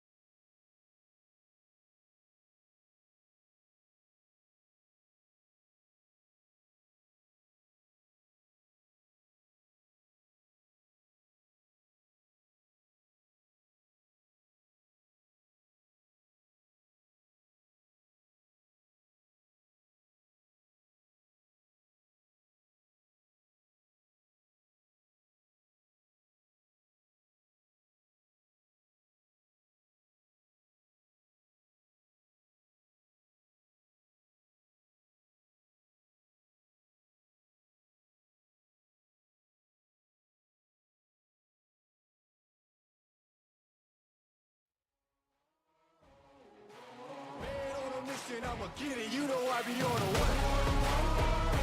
Yeah. You know I be on the way. Man on a mission, I'ma get it. You know I be on the way. Yeah. It's all hard, ain't no fear here. You ain't giving this at all, you steer clear. Never beat, I've been down and I reappear. You got some money on the line, you better put it here. Rolling in and doing that work. Check priorities, I'm doing that first. Checks big and I'm sure that hurts, but it's checkmate, we ain't selling short, know the work. Ain't nowhere to hide, you ain't gotta see me come and keep me on your mind.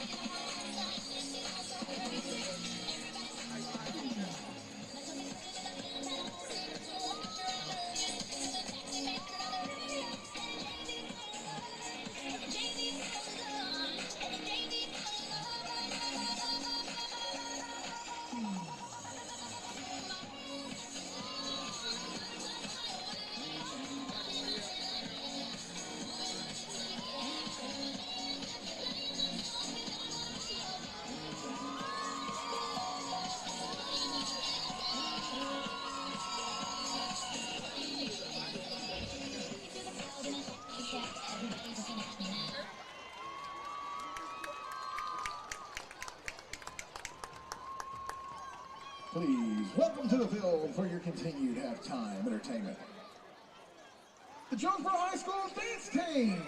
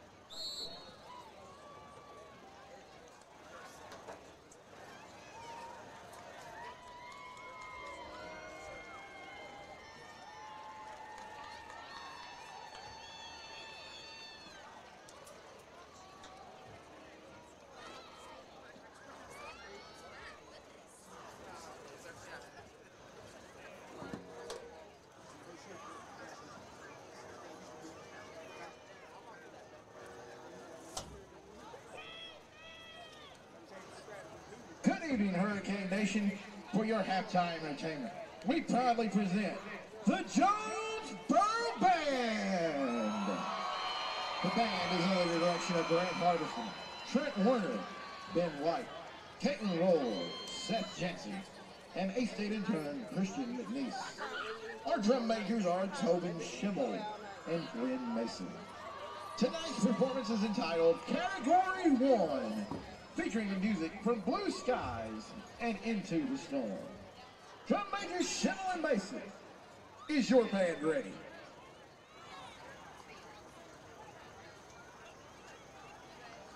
We hope you enjoy Category 1.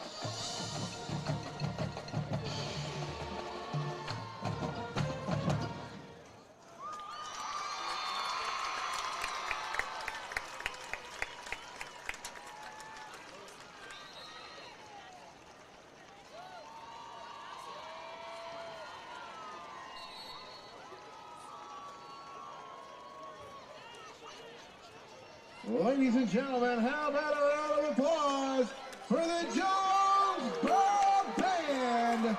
Yay, band!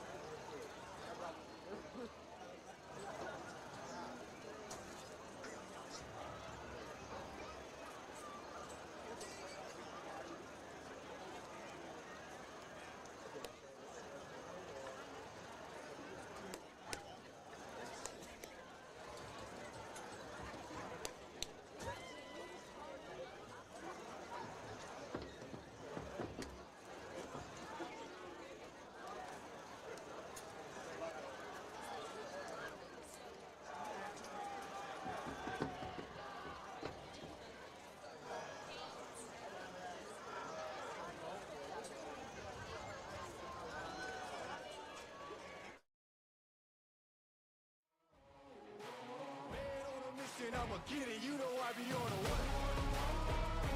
Yeah. You know I be on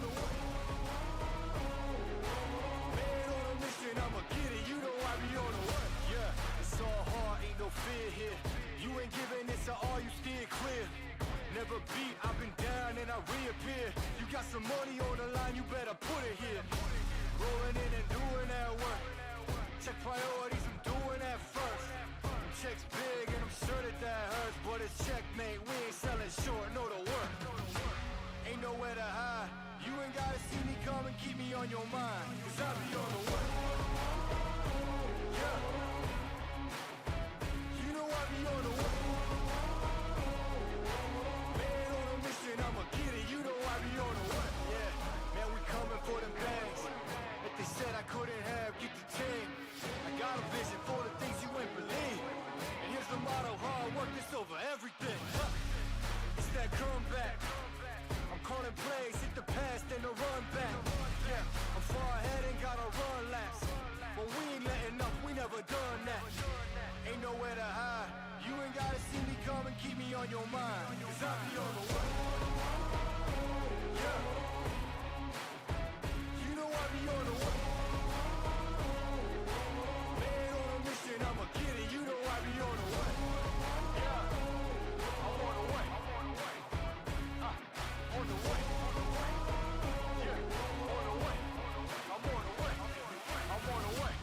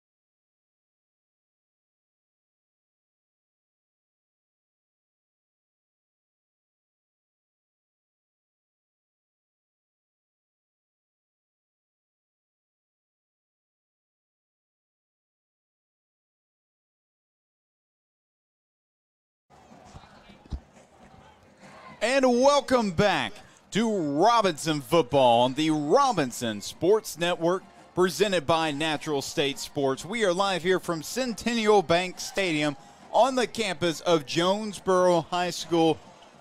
Just about 10 seconds before halftime is about to end.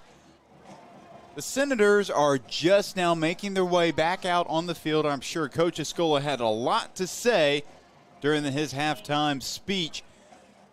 But the Senators got this game started hot, starting off 15-0, and then in that first quarter. But the second quarter was all about the Hurricanes. Their offensive drives, which had been solid thus far, finally paid off when they finally got a score on a 4th and 8 conversion in the red zone, a 4th and goal conversion, I should say, for a touchdown. And now your score is 15-7. There is a few minutes added onto the halftime clock, so just about 2:30 left to play. But thank you all for joining in for the second half of this great 5A versus 6A matchup between the visiting Senators and the hosting Hurricanes. I'm Chris Gay, your play-by-play commentator, joined by Jake Hall on color. Jake, I know the second quarter wasn't the most fruitful for the Senators, with a fumble, I think an interception as well.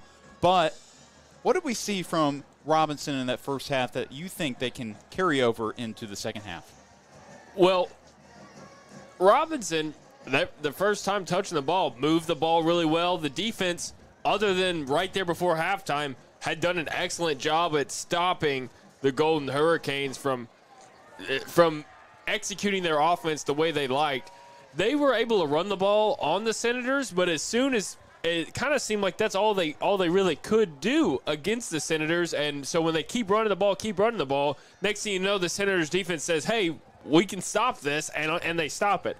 So if that trend continues in the second half, I wouldn't be surprised if we see some more punts from this Golden Hurricane offense, because the Senators defense is athletic. And when they feel like the run's coming, they're going to put a stop to it. The offense, on the other hand, they just need to keep playing their ball.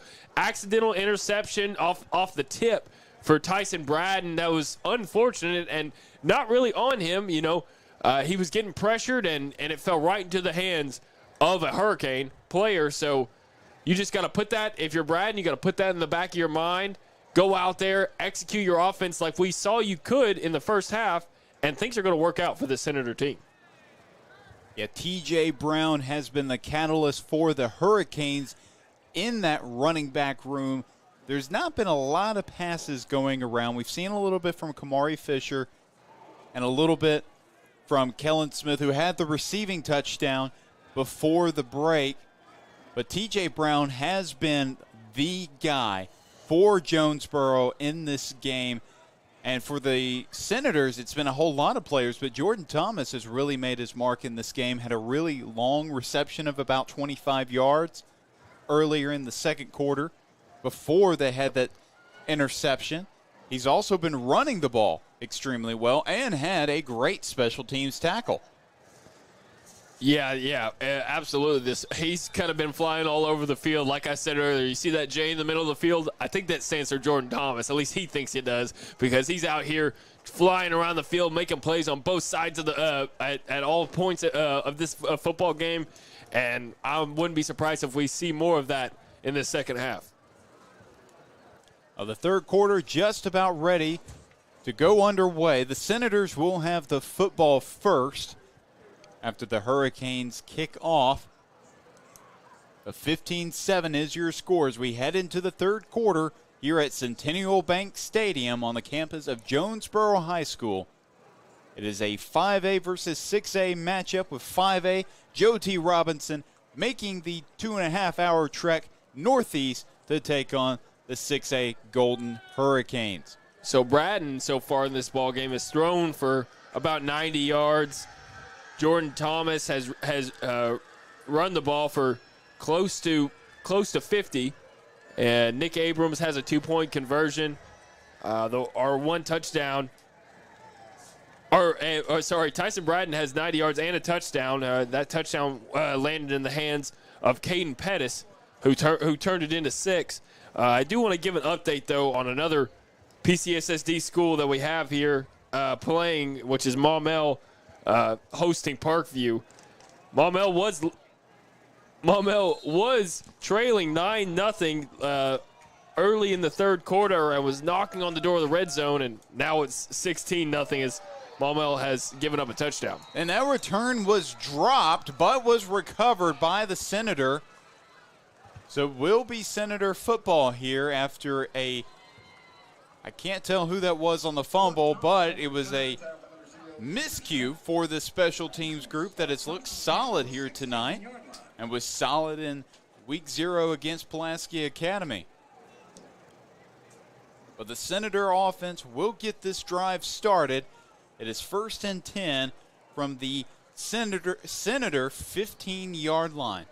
I want to give a shout-out to Kate Wright in the chat. If there's one thing we all love here, it's sports. That's what we come here to do is talk about sports, watch some sports. We're all about some sports. Handoff. Looks like that's Thomas in the backfield. A solid gain by Jordan Thomas. Actually, I'm not really sure if that's him. That could be. It looks like it's going to be Deuce Williams on the carry. He's a guy that can do a little bit of everything. He had 2 first-down rushes in their loss versus Pulaski Academy last week. He's caught a couple passes so far this season, and, of course, 2 interceptions and a forced fumble return for a touchdown earlier this game. Williams in the backfield still with Braden. 2 receivers on either side. Pistol formation for the Senators. Here's Braden. Drops back to pass. Finds his man as Michael Hayes, and he will be tackled by Junior Smith and KJ Anderson. They might give him the first down. Let's see if it's enough. It's going to be close. Nope, it will be 3rd and short, 3rd and 2nd to be exact. Who made that catch? That was Michael Hayes, who's been making some plays on offense all night long, considering this is a guy that is committed to play to the University of Central Arkansas to play cornerback. He's quick. We saw it earlier in the ball game how quick he is, and there's a reason he's committed to UCA.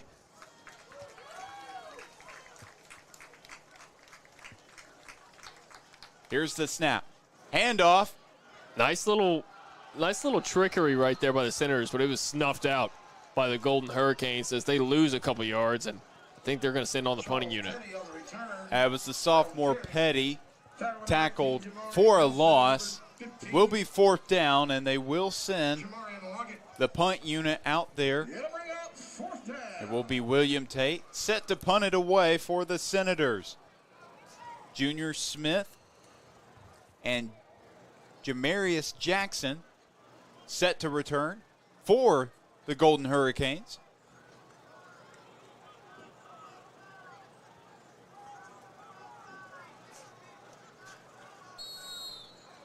And there's going to be a flag, and I think there were too many men on the field for Robinson.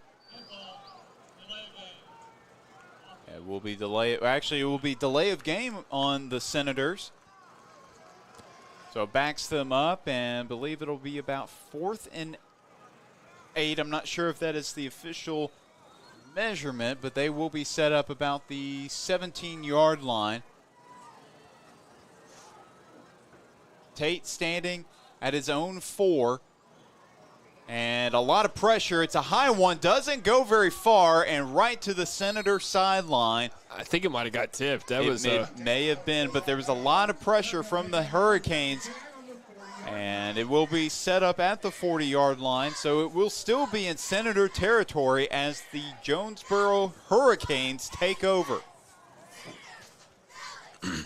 Well, Asa Myers comes out with his offense, set up 1st and 10 from the 40-yard line. I want to give a quick shout-out to all of our viewers here on the Robinson Sports Network tuning into this great football game. We really appreciate you tuning in. If you wouldn't mind hitting that like and subscribe button here on YouTube, and telling your friends. We love having even opposing fans come and view our broadcast because that's what we love to do, highlight high school athletics. As T.J. Brown going up the sideline. Oh, what a juke by Brown. Holds on to the football. Big pickup for the junior, T.J. Brown. And now some Senators pointing at their direction. But I couldn't tell if the ball came out because he wasn't facing us, and they're gonna. No, the ball came out late, so the Hurricanes, like they did a lot in the first half, they are in hurry-up offense.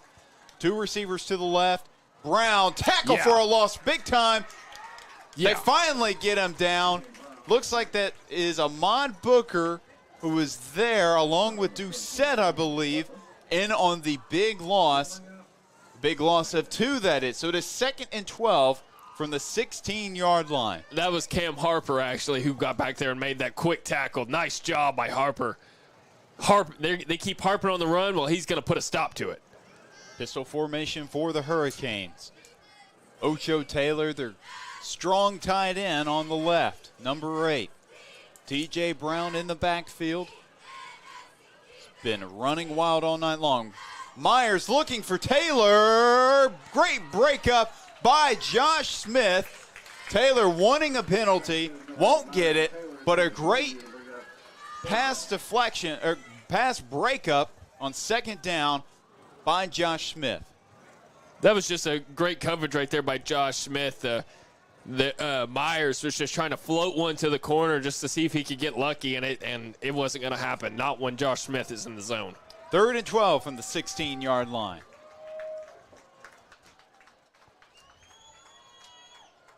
Brown in the backfield. Myers waiting for the snap. He gets it. Myers looking left. He's going right. Rolling. He's going to run for it. There's going to be a flag on the field. Will not be enough for a first down. That's a flag in the secondary. So maybe I'm not really sure what the flag's going to be for. I mean, unless they're going to call pass interference, maybe defensive holding, I guess, is what it could have been, or offensive holding. It's got to be one of those, right? A couple of the officials are having a talk, trying to figure out what the exact call is. The head official about to make his call around the 15-yard line. Making his way. Well, actually, he's going to have a conversation with another official. Looks like the Senators might be backing up a little bit. Not really sure. Let's see what the official call is. So they're going to call defensive holding. Yeah, but it's defensive holding. Not sure who on, but the flag was thrown towards the right corner of the end zone. I see a couple coaches a little upset on the sideline for the Senators, and I mean, it looked like Myers had tucked the ball and was running with it. So if they're running with it and maybe they're in a little bit of a scrum, I don't really know how it could be holding if he's running the football. But I do want to remind everybody, if you tune into our broadcast before the game starts, you will get to see a exclusive interview where we sit down with Coach Escola and one of the star players from the week prior.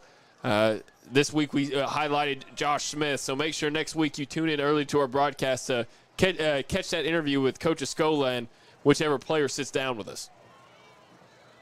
Brown with the handoff. Take it back. Big time. And it looks like that's Ahmad Booker, number 54, in on the big stop for the Senators. So that will force 4th down after the penalty. It was 3rd and 6 from the 8-yard line. So now the field goal unit is on the field. They're set up at the 15, actually a little bit closer. They're set up around the 10, more like the 12-yard line. So about a 22-yard field goal attempt for Miles.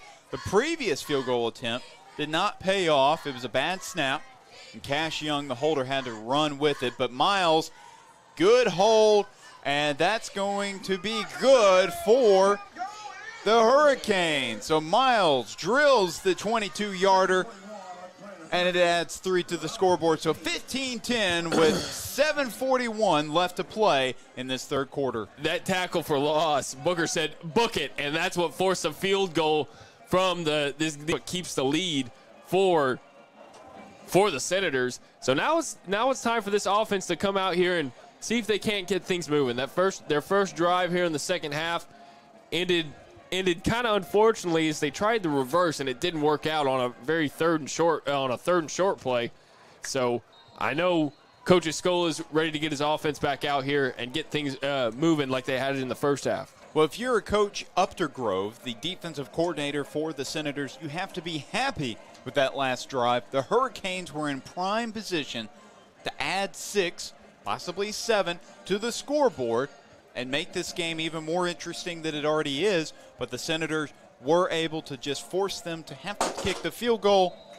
So getting 3 out of that situation, not a bad plan. Not bad at all for the Senators. So Hayes, Thomas, and Deuce Williams, all 3 of them are back to receive this kick on whichever side it lands. See which side they kick it to. Miles set to kick it away for the Hurricanes. It's heading towards Thomas. Yep, boots that one to Thomas. Thomas gets it. What a block by Deuce Williams.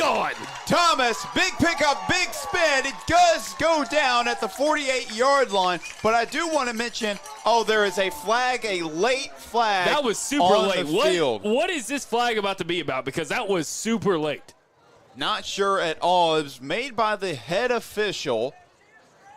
Well, there's another one up farther up the field. So whatever he saw it as well.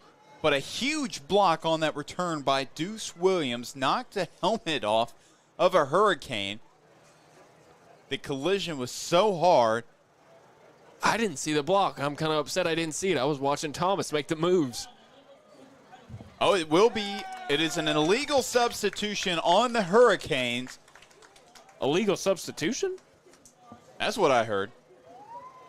I don't think we have speakers on this side of the field, so we're kind of catching almost an echo from the home side. So the home side can hear, but regardless, it is a massive penalty on the Hurricanes, and that helps out a lot for the Senators. Now they're in great field position. Yep, they get this drive started on the 38. As you saw, I think they might rethink kicking it over to Hayes or over to Jordan Thomas. As he made one man miss and then exploded, almost took it to the house, and now they have the ball on about the 38-yard line after the penalty. Here's Abrams. He's got blockers, and he's going to get pushed farther. What a heck of a push by that line. It actually looked like a lot of Charles Petty on the push there. The wide receiver really helping out his senior running back teammate get a big chunk of yards. So we'll still be second down. Actually, excuse me, that was first down. You know, in our Congress, Senators don't get a lot done. Right there, they got a lot done as a group as they pushed it 11 yards for a first down. Glad you said that, not me. But here's Braden with Abrams in the backfield. Hand off to Abrams. Abrams going through, and he's not going to get much as he just met a wall of Hurricanes. As will be a no gain on the play. If anything, they will give him 1 yard. So 2nd and 9 from the 27-yard line of the Hurricanes.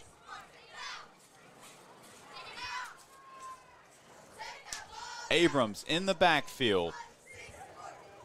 Jaden Todd on the far side. Pistol formation with the up back. Petty and Hayes on the left. Fakes the handoff. Braden looking for somebody and very close to threading the needle. Looked like he was looking for, I believe that may have been, that looked like that was Petty. Nope, excuse me, Tatum Hayes. He was looking for the reception. Won't happen.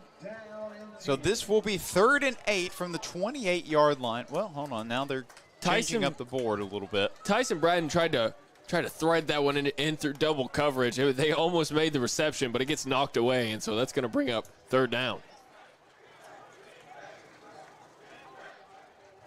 Braden looking over to his sideline. Abrams in the backfield for the Senators. 3 receivers to the right, 1 to the left.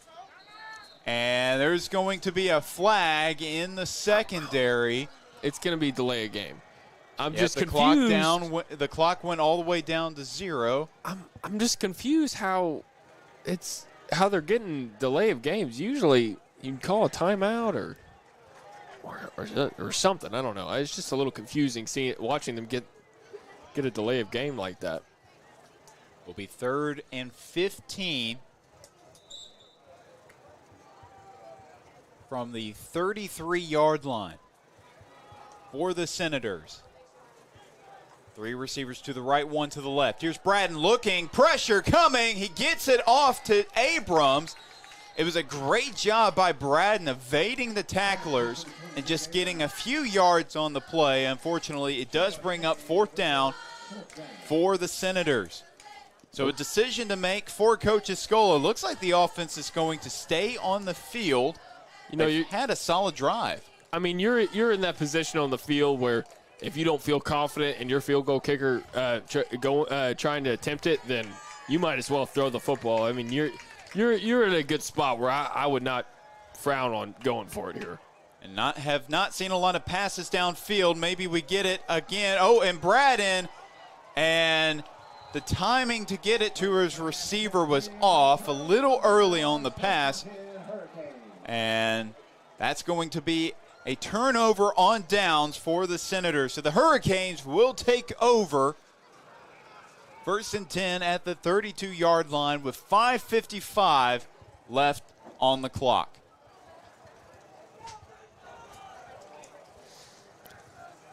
Yeah, unfortunate right there for the offense for the Senators, but you took some time off the clock. Still the 3rd quarter, so this defense needs to come out here, try to put a stop to this Golden Hurricane offense. No more points on the board, and let their Senator offense go to work once again.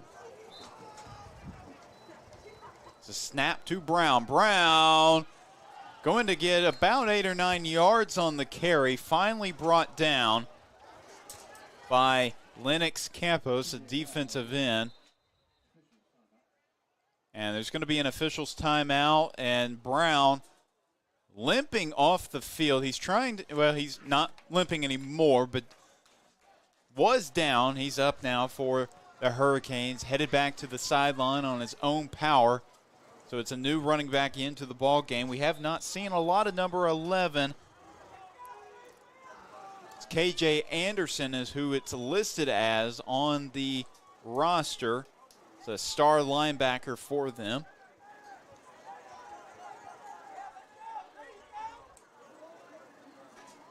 Second and 4. Myers looking to pass. Not going to have fumble on the play. Will go out of bounds. So if anything, that helps the Hurricanes. Unfortunate there for the Senators. They had multiple players in the area, just no one close enough to pick up the fumble. So TJ Brown will check back into the ball game for the Hurricanes. It will be 3rd and 2 at the 40-yard line. Brown in the backfield. From what we've seen, they're going to hand it off to Brown. It's a high snap. Brown gets it. Brown is taken down. The Senators force 4th and short on Jonesboro. 5:10 left play in the 3rd quarter. Let's see what Jonesboro does here. It is still in their own territory. Even though they are set up, they lost a couple yards on that play. Yeah, they might have. Not an official. The ball is sitting at the 36-yard line. And they're going to go for it. They look like they're going to do that little quarterback punt type of situation. Yeah, Asa Myers, he punted 5 times last season.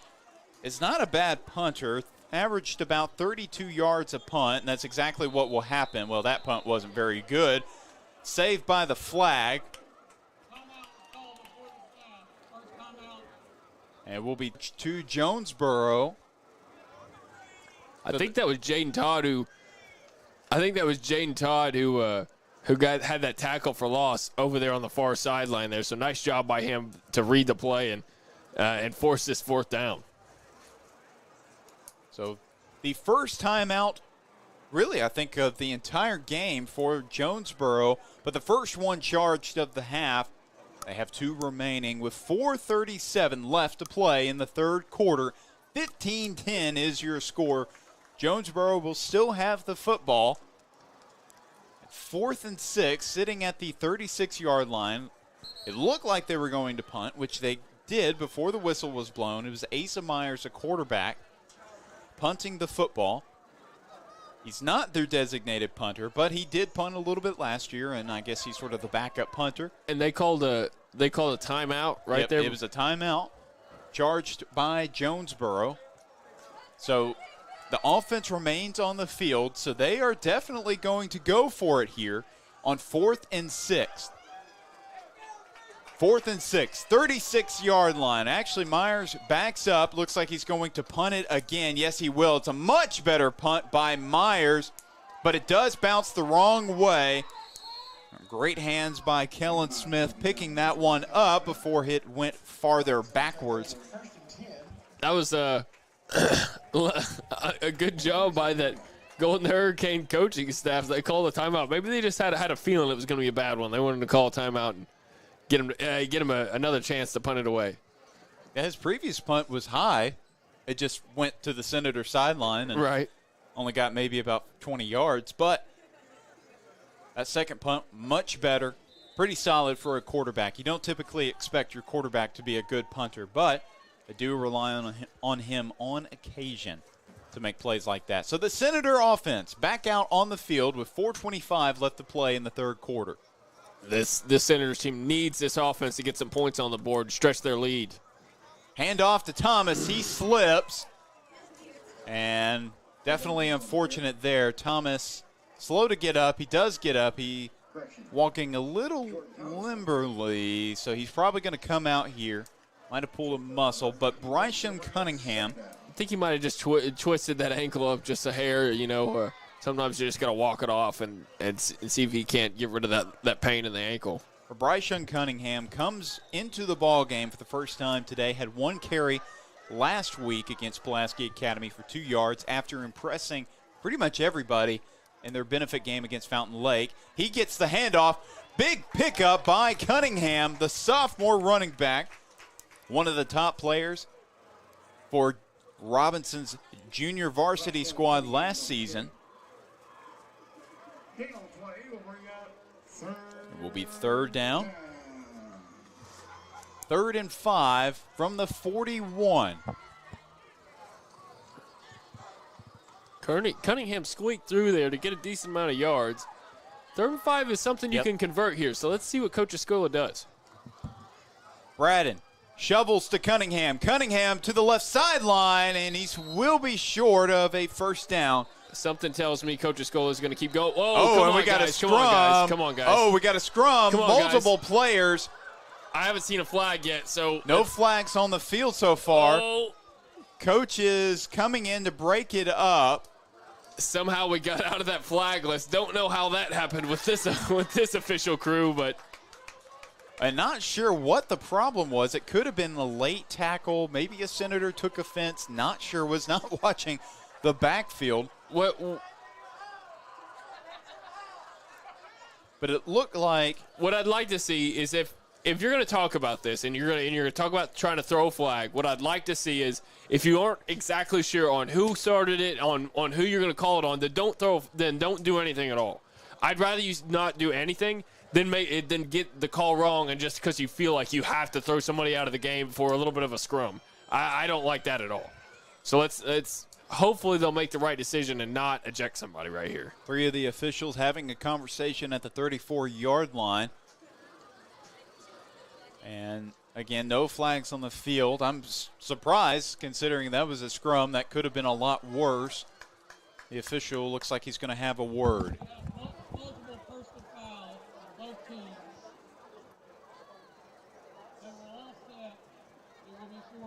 It will be offsetting personal fouls, one on either team. Do not know which players picked up the fouls. Regardless, it will be 4th down.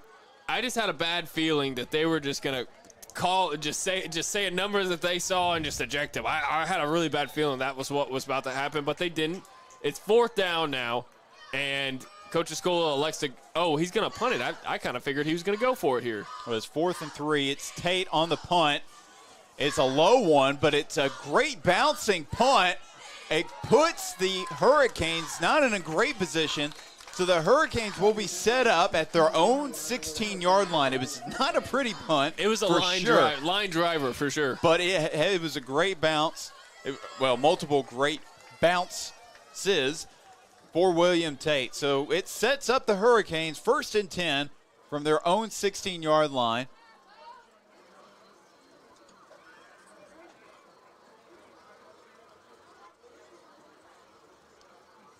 15-10 remains your score with 2:55 left to play in the third quarter. 1st and 10, and they're going to mark it down actually at the 15-yard line. So gets another yard. So if you're Coach Escola, you got to like the punt by William Tate there. T.J. Brown in the backfield.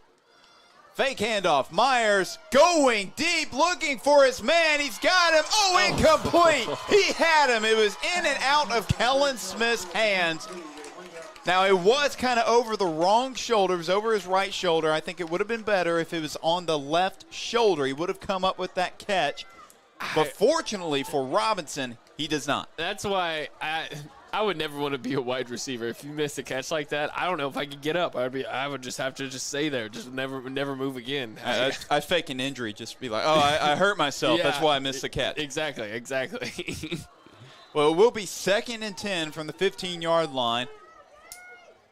Hand off to Brown. Brown following his blockers. He's going to get a good gain out of that. Yeah, it was a good game, but Tank Reese comes up with the tackle for the Senators. Ocho Taylor had a really solid lead block for Hurricanes. Let's see where they officially mark him. Looks like he'll be at the 20-yard line. Will be 3rd down. Hurricanes ready to go, and they're going to take a second on offense. 3rd and 5 from their own 20-yard line. 2 receivers on either side. Running back to his left. It's going to be a screen pass. Woo! Nothing there for the Hurricanes. A big tackle for a loss by Joe T. Robinson. That was number 4, Michael Hayes, who comes in flying and makes the stop for, I think they might have lost a yard right there. Nice job. Nice job by Michael Hayes. Just the speed is just outstanding from this kid. Yep, it is unofficially. He has 4.4 speed. Whether he's eventually used as a corner with UCA or a wide receiver, doesn't matter. He's going to kill you with the speed. Asa Myers, another punt. Line drive. This time they have a chance to return it. It's going to be Deuce Williams. What a stiff arm on the defender. Deuce Williams on the return. He's tackled at the 20. What a return from Deuce Williams. What can he not do? Listen, this Senators team is full of athletes, both sides of the ball, and they play both sides of the ball. So if you, in the special team situations like this, we saw one earlier from Thomas on a kickoff. Right there we see Deuce Williams taking about almost about 40 yards there and put the Senators where they're only 20 yards out. That's just a hip step, a skip and a step, and you're in the end zone. So I'm just enamored by the athletes that this Senator team has. And also, quick shout out to Caleb Doucette. Did you see the hammer block he laid out? He laid on two different defenders at the same time. It was some great blocking. Handoff, Abrams. Following his blockers to the left. Yes, Abrams, sir. He's got a touchdown. Sir. Well, I called it prematurely. That is my mistake. But Nick Abrams tackled out of bounds. His family loves it. Nick Abrams taken down about around the 2-yard line. Let's see where they officially mark it. So that's an 18-yard run from Nick Abrams. Looks like he'll be set up about the 3-yard line, actually. Something tells me Coach Escola is going to let him hammer this one in. There's no reason why not. Around this time is where they had the 2-point conversion. Abrams, he gets it! Does it again. Nick Abrams, second rushing touchdown of the 2024 season. You know, if there's one thing I know about this Senator team is when you need to get about 2 yards, hand it off to Nick Abrams. He's going to get you those 2 tough yards every single time. Well, your score is 21-10 with 1:43 remaining, and will be 22 if William Tate converts the extra point attempt. Tyson Braden on to hold for the Senators. Kick is up and good. 22-10 is your score off the Nick Abrams rushing touchdown, his first of the day. And that was all set up by the really solid kick return from Kevin Deuce Williams. Talk about some breathing room now for these Senators. They were only leading by a one-score game. A touchdown would have given the Golden Hurricanes a lead. This defense did everything they could to keep them out of the end zone, and it finally pays off as this Senator offense puts them up by 12 now, 2-score game, and they have a lot of breathing room. So this Senator team has got to be feeling good about the position they're in right now. 12-point lead for Joe T. Robinson in enemy territory. This Jonesboro sideline and that's home section kind of quiet right now. 1:43 remaining in the third quarter as the Senators ready to kick it away. You know, I saw a lot of media people out there picking Jonesboro to win this ball game. Joe T's coming in here with upset on the brain. They're coming here to shock some people in the media and all around the state. I'm hopeful too, but it's still the third quarter. Let's not get ahead of ourselves now. 22-10 is your score as Tate kicks it away. It's a short, high kick, and it will be a fair catch by the Hurricanes. Fair catch call for the Hurricanes. Start 1st and 10 on the 35-yard line. We get another chance to see the Senator defense, who has played so well here tonight, only giving up 10 points so far in this ball game, and they've done a good job of shutting down the run, which is what this Golden Hurricane team has been leaning on for the majority of the game. Run is what we've seen a lot. A lot of their drives have ended up turning out that way. Something tells me we might see a couple passes here, though. Well, that's not a pass. That's a run that will be taken down in the backfield. A loss of 2 on the play.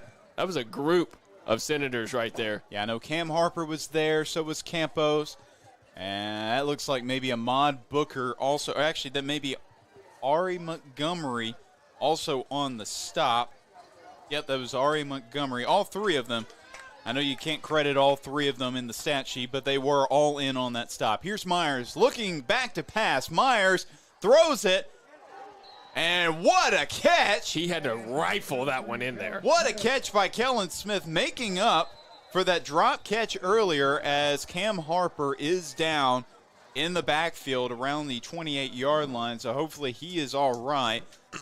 Now, last week, looks like it could be a cramping issue, and goodness, did we have a lot of those last week against Pulaski Academy. It was on both sides, but especially for the Senators. We talked to Josh Smith in the pregame show about it because he had to take a few moments multiple times to come off the field to deal with some cramps, and he did say that he's doing a little bit of everything to try to combat those cramps. He's drinking Pedialyte.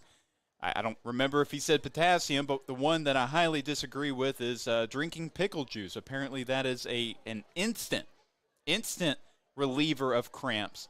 I personally am not a pickle fan, so I'd rather just deal with the cramp. I'm not a pickle fan. I'd just rather deal with the cramp myself, suffer, than suffer through drinking some pickle juice. Man, you know what I like doing after a good workout? I just come home and I grab some pickle juice and I just swig away, man. I love some pickle juice. Hey, you're weird. Anyway, Cam Harper up on the field for the Senators. 1:02 left to play in this third quarter.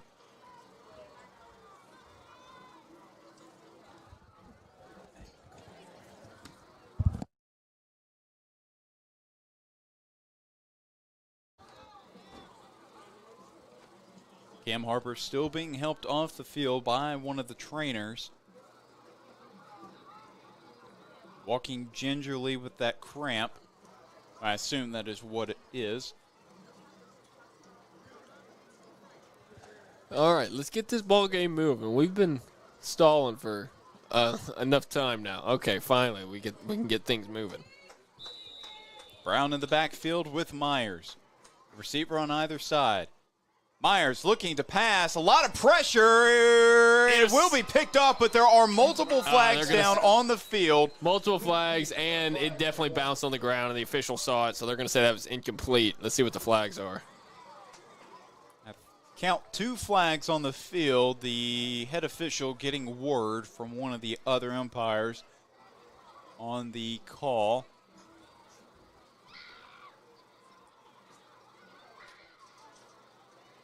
Officials delegating here. But it was Michael Hayes on what appeared to be an interception. Let's see what the ruling is.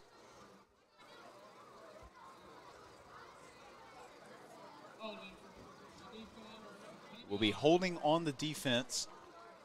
So the Senators will back up. The Hurricanes will push on forward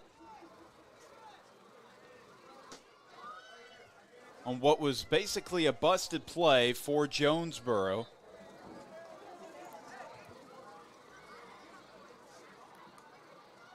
Here's the carry to Brown. Brown breaks through the tacklers, but he is taken down by Josh Smith before he's able to pick up the first down. So it's a solid gain for the junior running back, a gain of about 5. So it will be 2nd and 5 from the 40-yard line.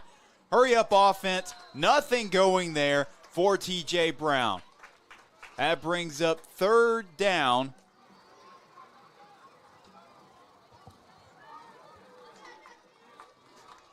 It's going to be, actually he'll lose a yard there, so it will be 3rd and 6 at the 42-yard line for the Hurricanes. 1 to the far side, 2 to the near. Taylor at tight end. Myers gets it to Taylor. Taylor rumbling ahead for a first down. Ocho Taylor, the star tight end on this Hurricane offense, picks up the first down for Jonesboro. The Hurricanes have this drive moving, as that will be the end of this 3rd quarter. We are going to take a quick break, but don't go anywhere. We have 4th quarter action here on the Robinson Sports Network, presented by Natural State Sports.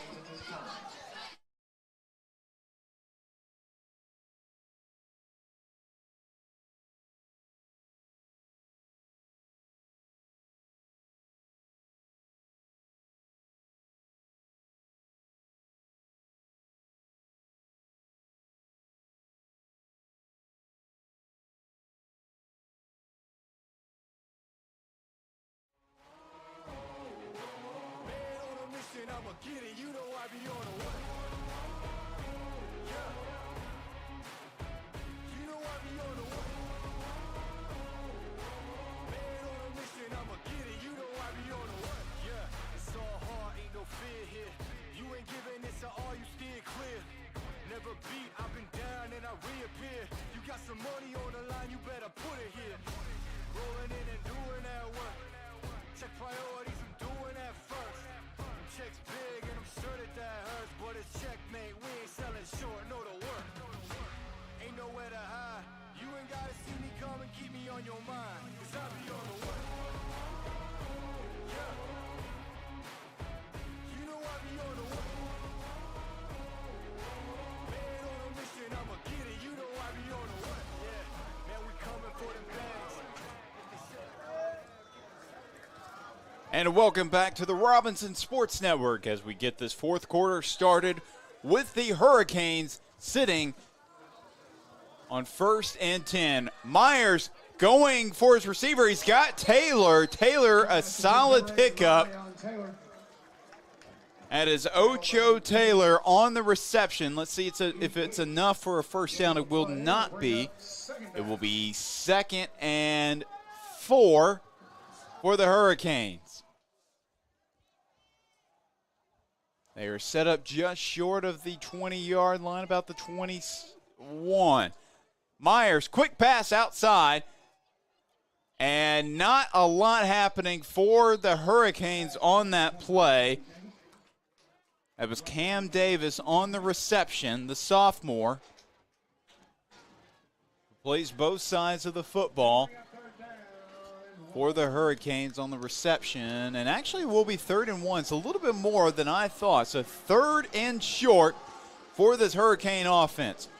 And it's going to be a quarterback keeper by Myers.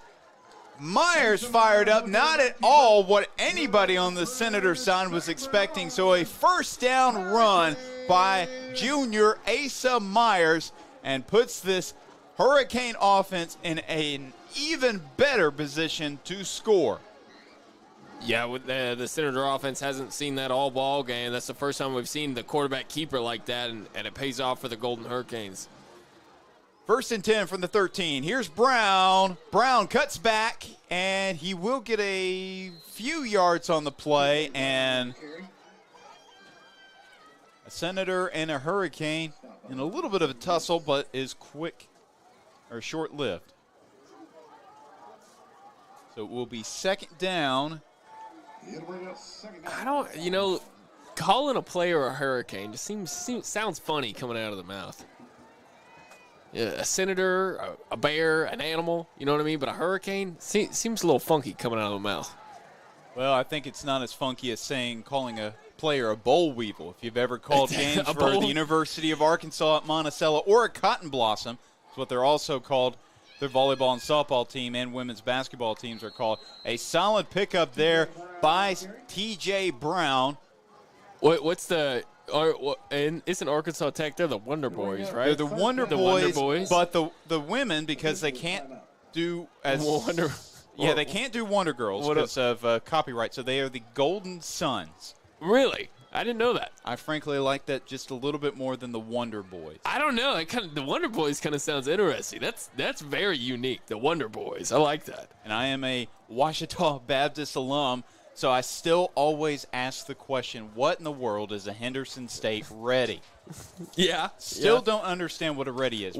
There's another university. Will went there. It's down south. It's in El Dorado. What's the university in El Dorado? Are you talking about Southern Arkansas? Yeah. That's in Magnolia.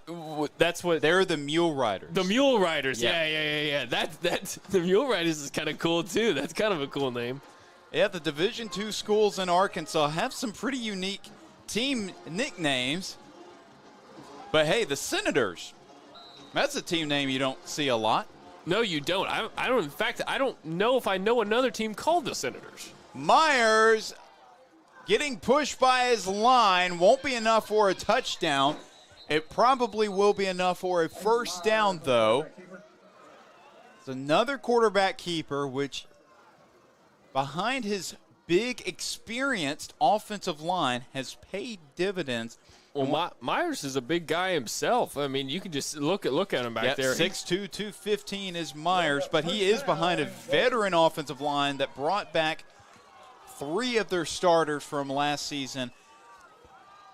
It was a handoff, and okay, will be 2nd down. Some of those Senators were saying they had the ball, but with no instant replay like that, and when everybody's on top of each other, it's hard to see whether there's a fumble or not. So unless the official call says there's a fumble, then they're not going to overturn it or anything like that.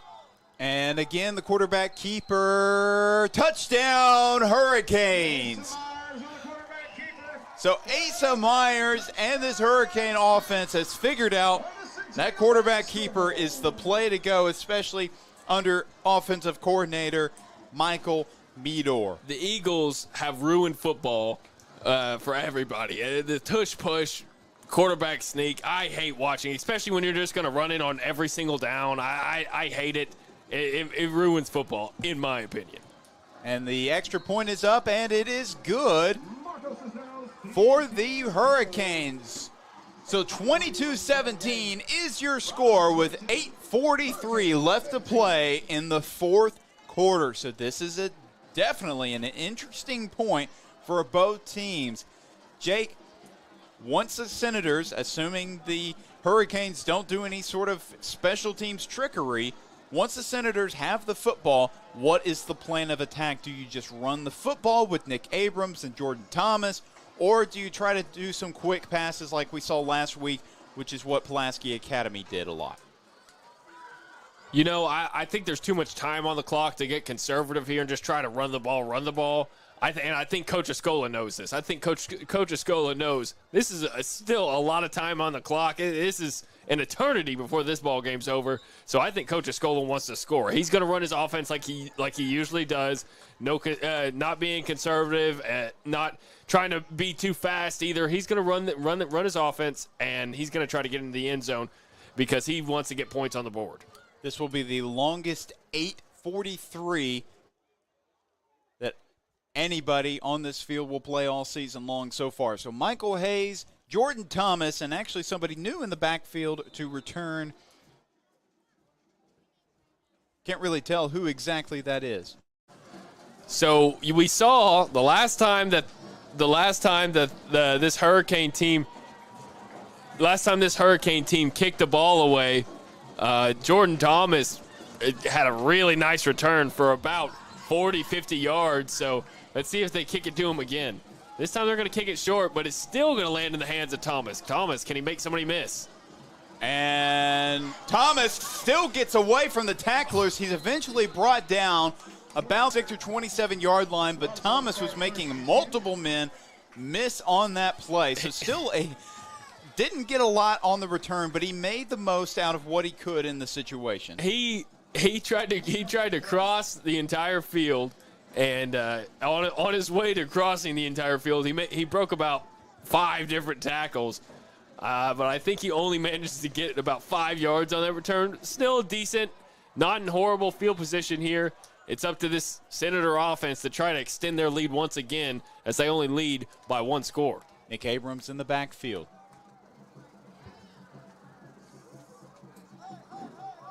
Two receivers on the left, one on the right.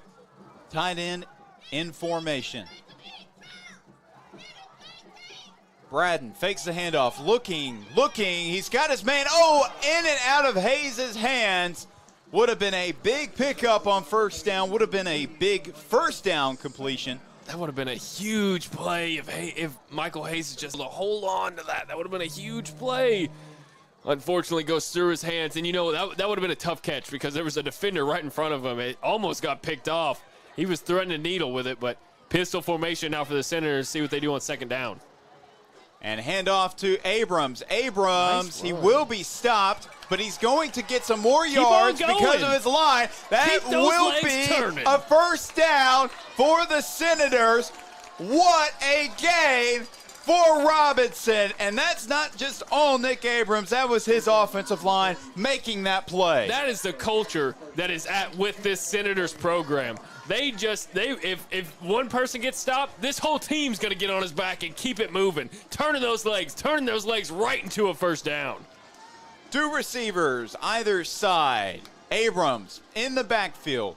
Braden takes the snap, and he's going to take it himself. Braden's showing off the moves and showing off some moves with his legs. He's not really done that a whole lot in his high school career. He did a lot of that in the benefit game versus Fountain Lake, but he was not known as a runner at North Little Rock before he transferred to Joe T. Robinson, and really was not able to do a whole lot of that in week 0, but that looked pretty good there. I love the run-pass option. Love that play, and it goes well in Coach Escola's offense.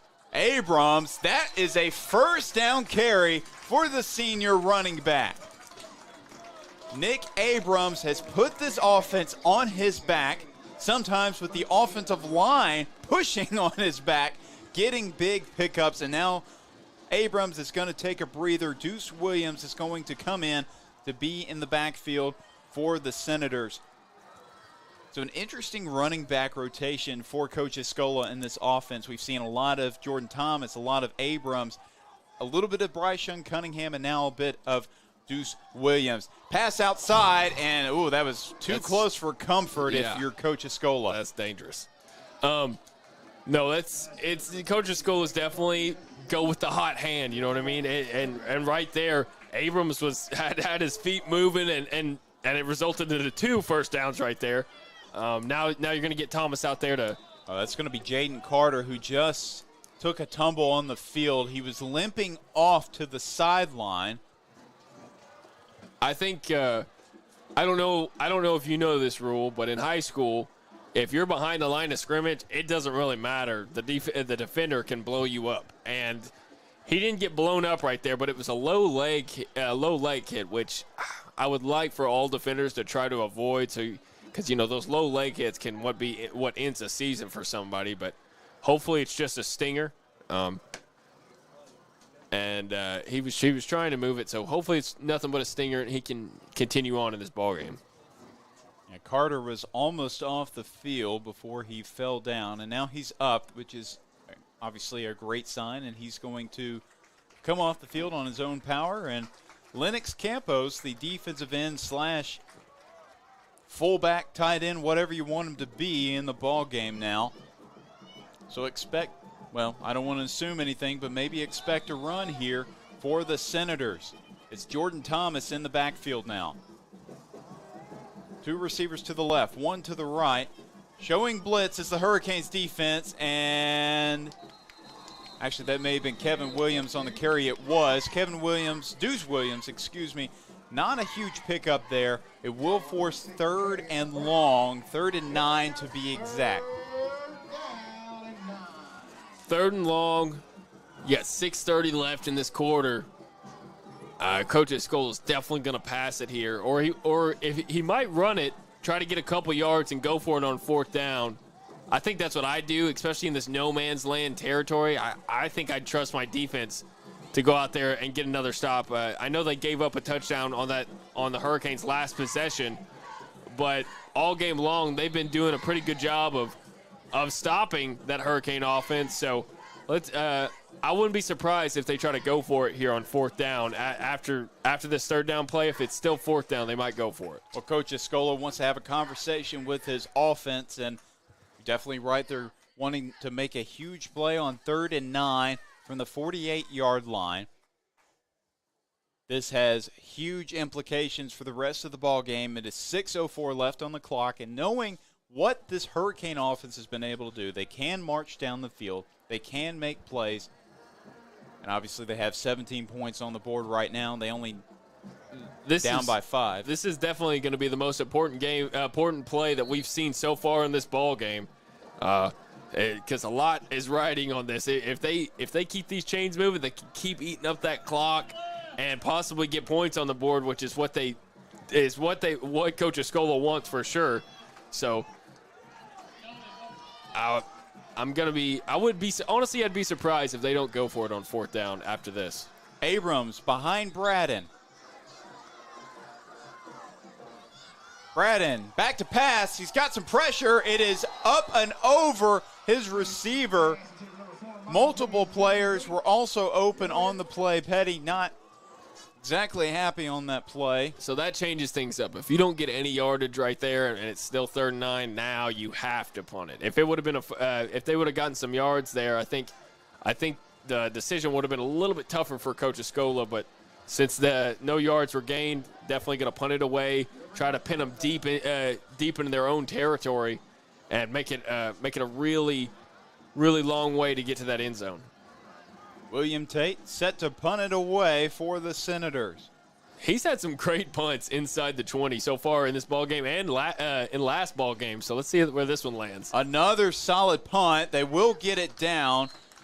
That looks like that was the long snapper. 16-yard line. Bo Sevier, who is able to down that punt. They officially have it down about the 15-yard line. Excuse me. So the Hurricane offense will start out in not the most desirable of field positions here, with 5:52 left to play in this second half. Coach Escola made the right decision there. You trust your defense. I know they gave up that touchdown, but they've been playing well all game long, and I would not. And I think they have I think they have it in them to get a stop here for sure.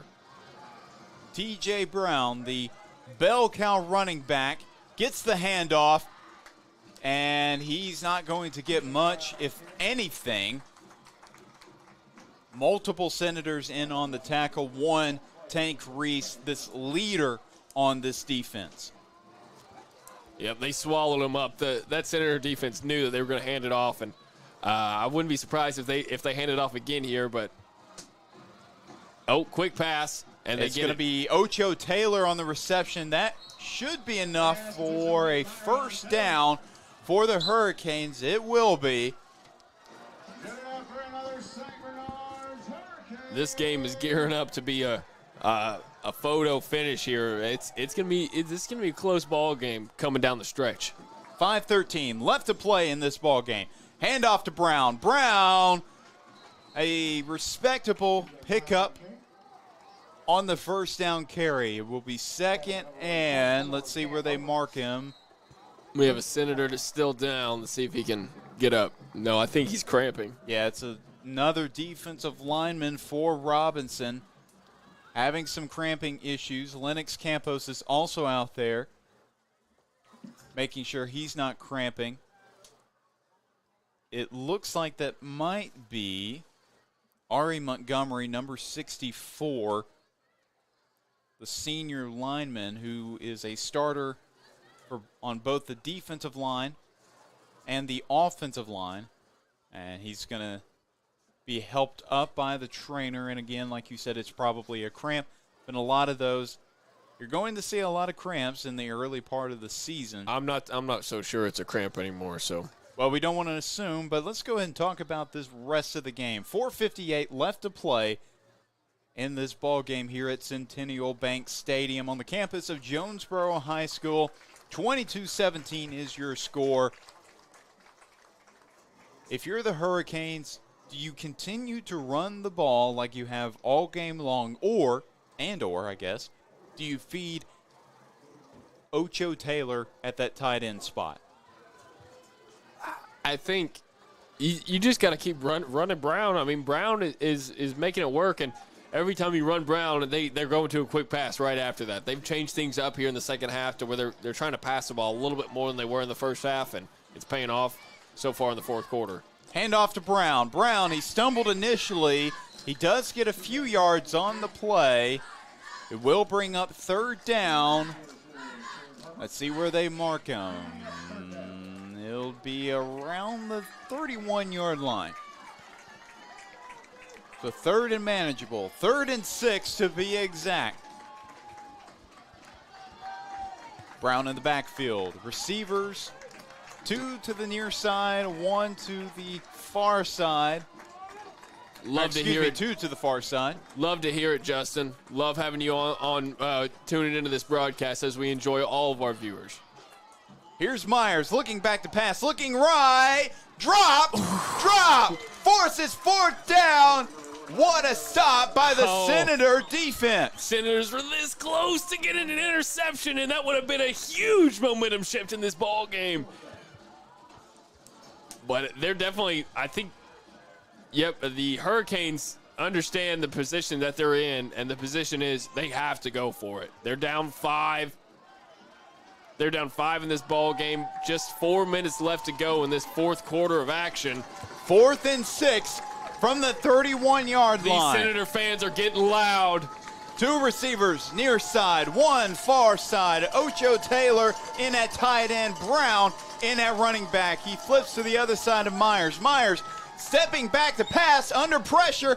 Gets it to Brown. Brown, and will that be enough for a first down? I don't think it's going to be enough. No! Turnover on downs. Wow. Senator football.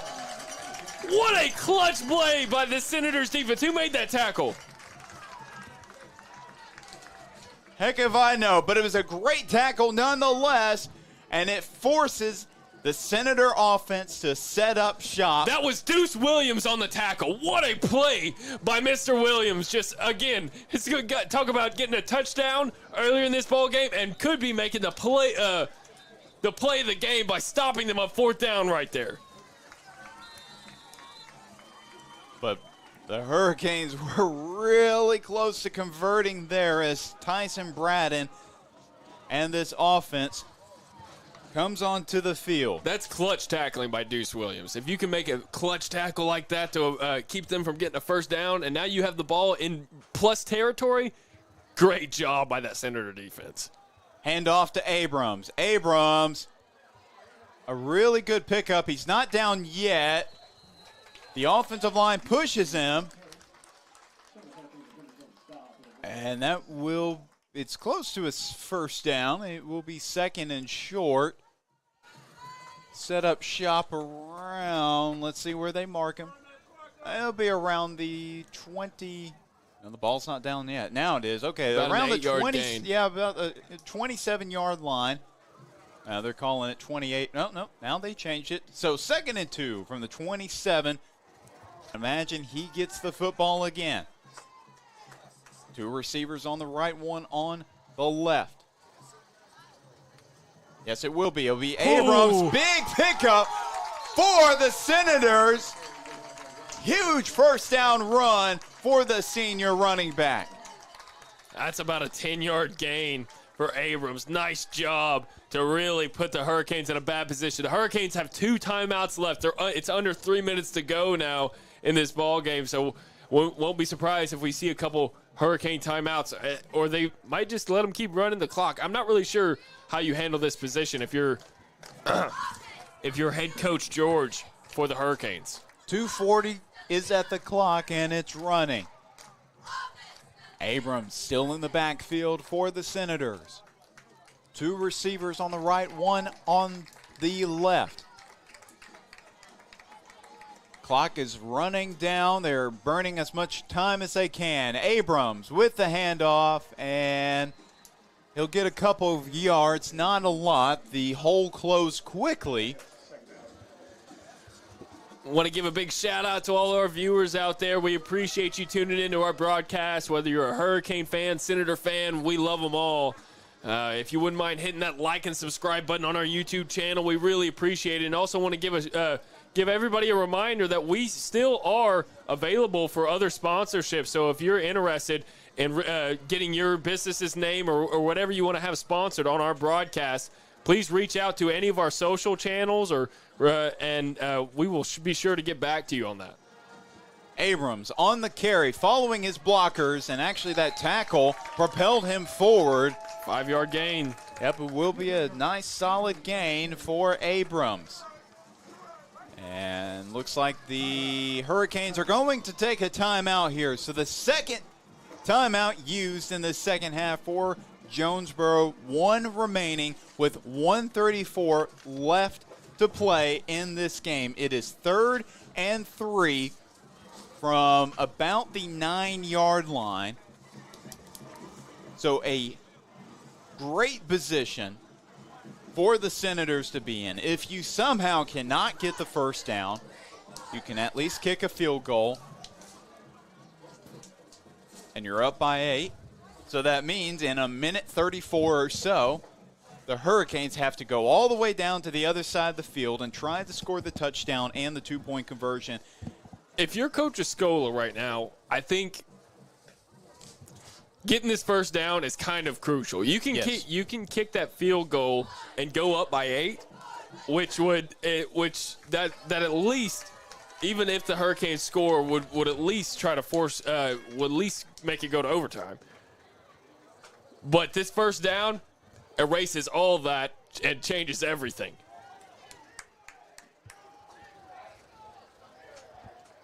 Imagine everybody here at Centennial Bank Stadium knows Abrams is probably going to get the ball here on 3rd and 3 from the 10-yard line. It is Abrams. I think he got it. Oh, that's kind of a rough spot. Yeah, I think he will be marked short. It will be 4th down. Let's see how many yards he has to go. And the Hurricanes are going to call a timeout to stop the clock. So now Escola has a decision. Do you want to kick the field goal, or do you want to try to go for it? Well, let's see where they officially mark him. Let's see how much farther he has to go. It's kind of hard to see. The ball looks like it might be at the 8-yard line. I think that was a kind of a bad spot. I think they could have spotted it a yard farther. I think the Hurricanes fans might be glad with that spot. I think so too. All right, let's see. They mark it 4th and 1 on the big board. So 4th and 1 at the 8-yard line. This is a major decision, and the offense, actually, excuse me, not the offense, special teams is out there on the field now. I was mistaken when I saw both Abrams and Braden on the field. They both play special teams and, of course, starters on offense. But William Tate is out there to kick the field goal. Biggest field goal of the year so far for the Senators. It will be about an 18-yard field goal, a short chip shot from about the left hash mark. Let's see if he can get there. Yes, he will. The Senators lead by 8. 25-17 is your score with 1:24 remaining in this game. Great kick right there by Tate to really try to close this ball game out, but don't get too hasty because the Hurricanes have a minute 24 left on the clock. No, they don't have any timeouts though, so they're going to have to be in hurry up to try to get this ball moving. And that's one place that the Senators have kind of been struggling is with the pass. So if the Hurricanes get the pass moving, it's gonna be hard to stop. So we want to see the Senators go out there and get a couple quick stops to try to get them off the rhythm. Well, crazier things have happened with less time on the clock, but 1:24 remaining in this ball game. The Senators lead 25-17 as they are set to kick off. Back to return. Kellen Smith is back there, so is Junior Smith.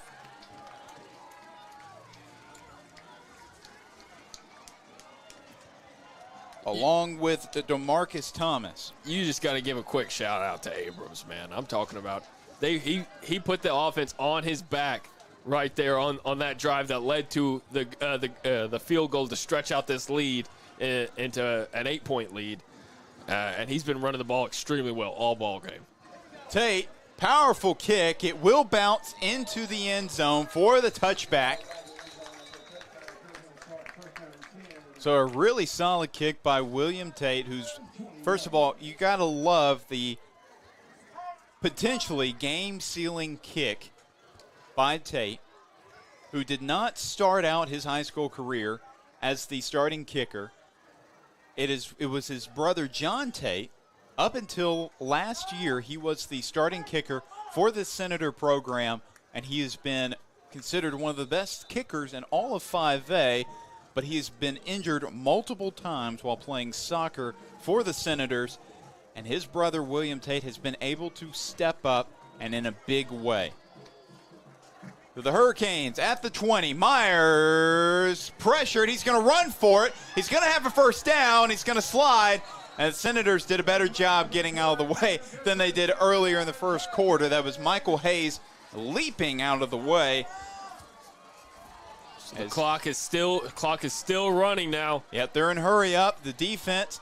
He's going to do it again. Looking for a deep pass. Yep, and he will slide, and there's an offensive lineman down. That time Tank Reese was there to make sure that wasn't going any farther.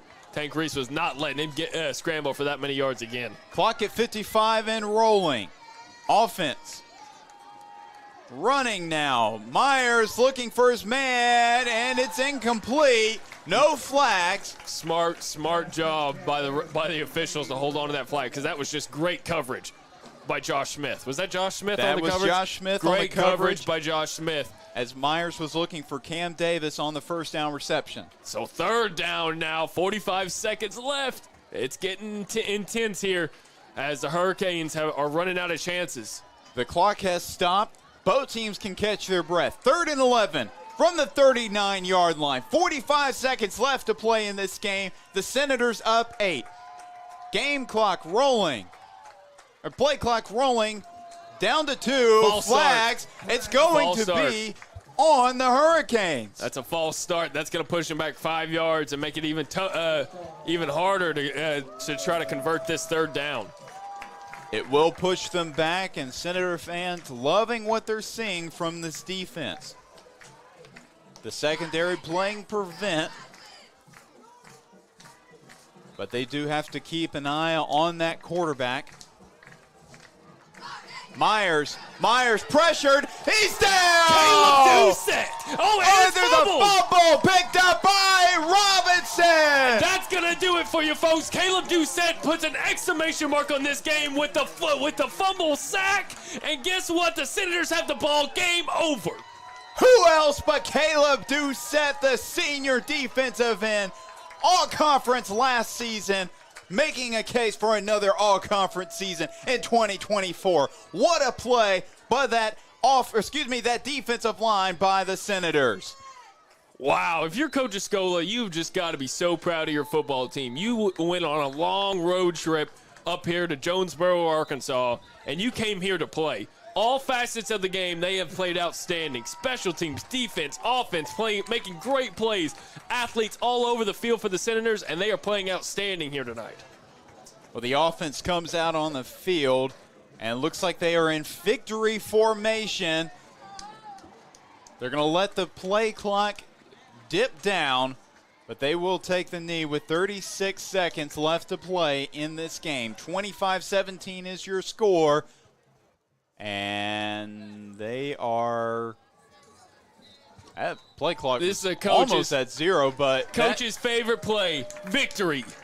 And that will do it on the knee by Braden. 25-17, your final score here from Centennial Bank Stadium on the campus of Jonesboro High School. The Robinson Senators take the huge win for their first win of the season in their final game of this 2-game road trip. What play from this Senator team.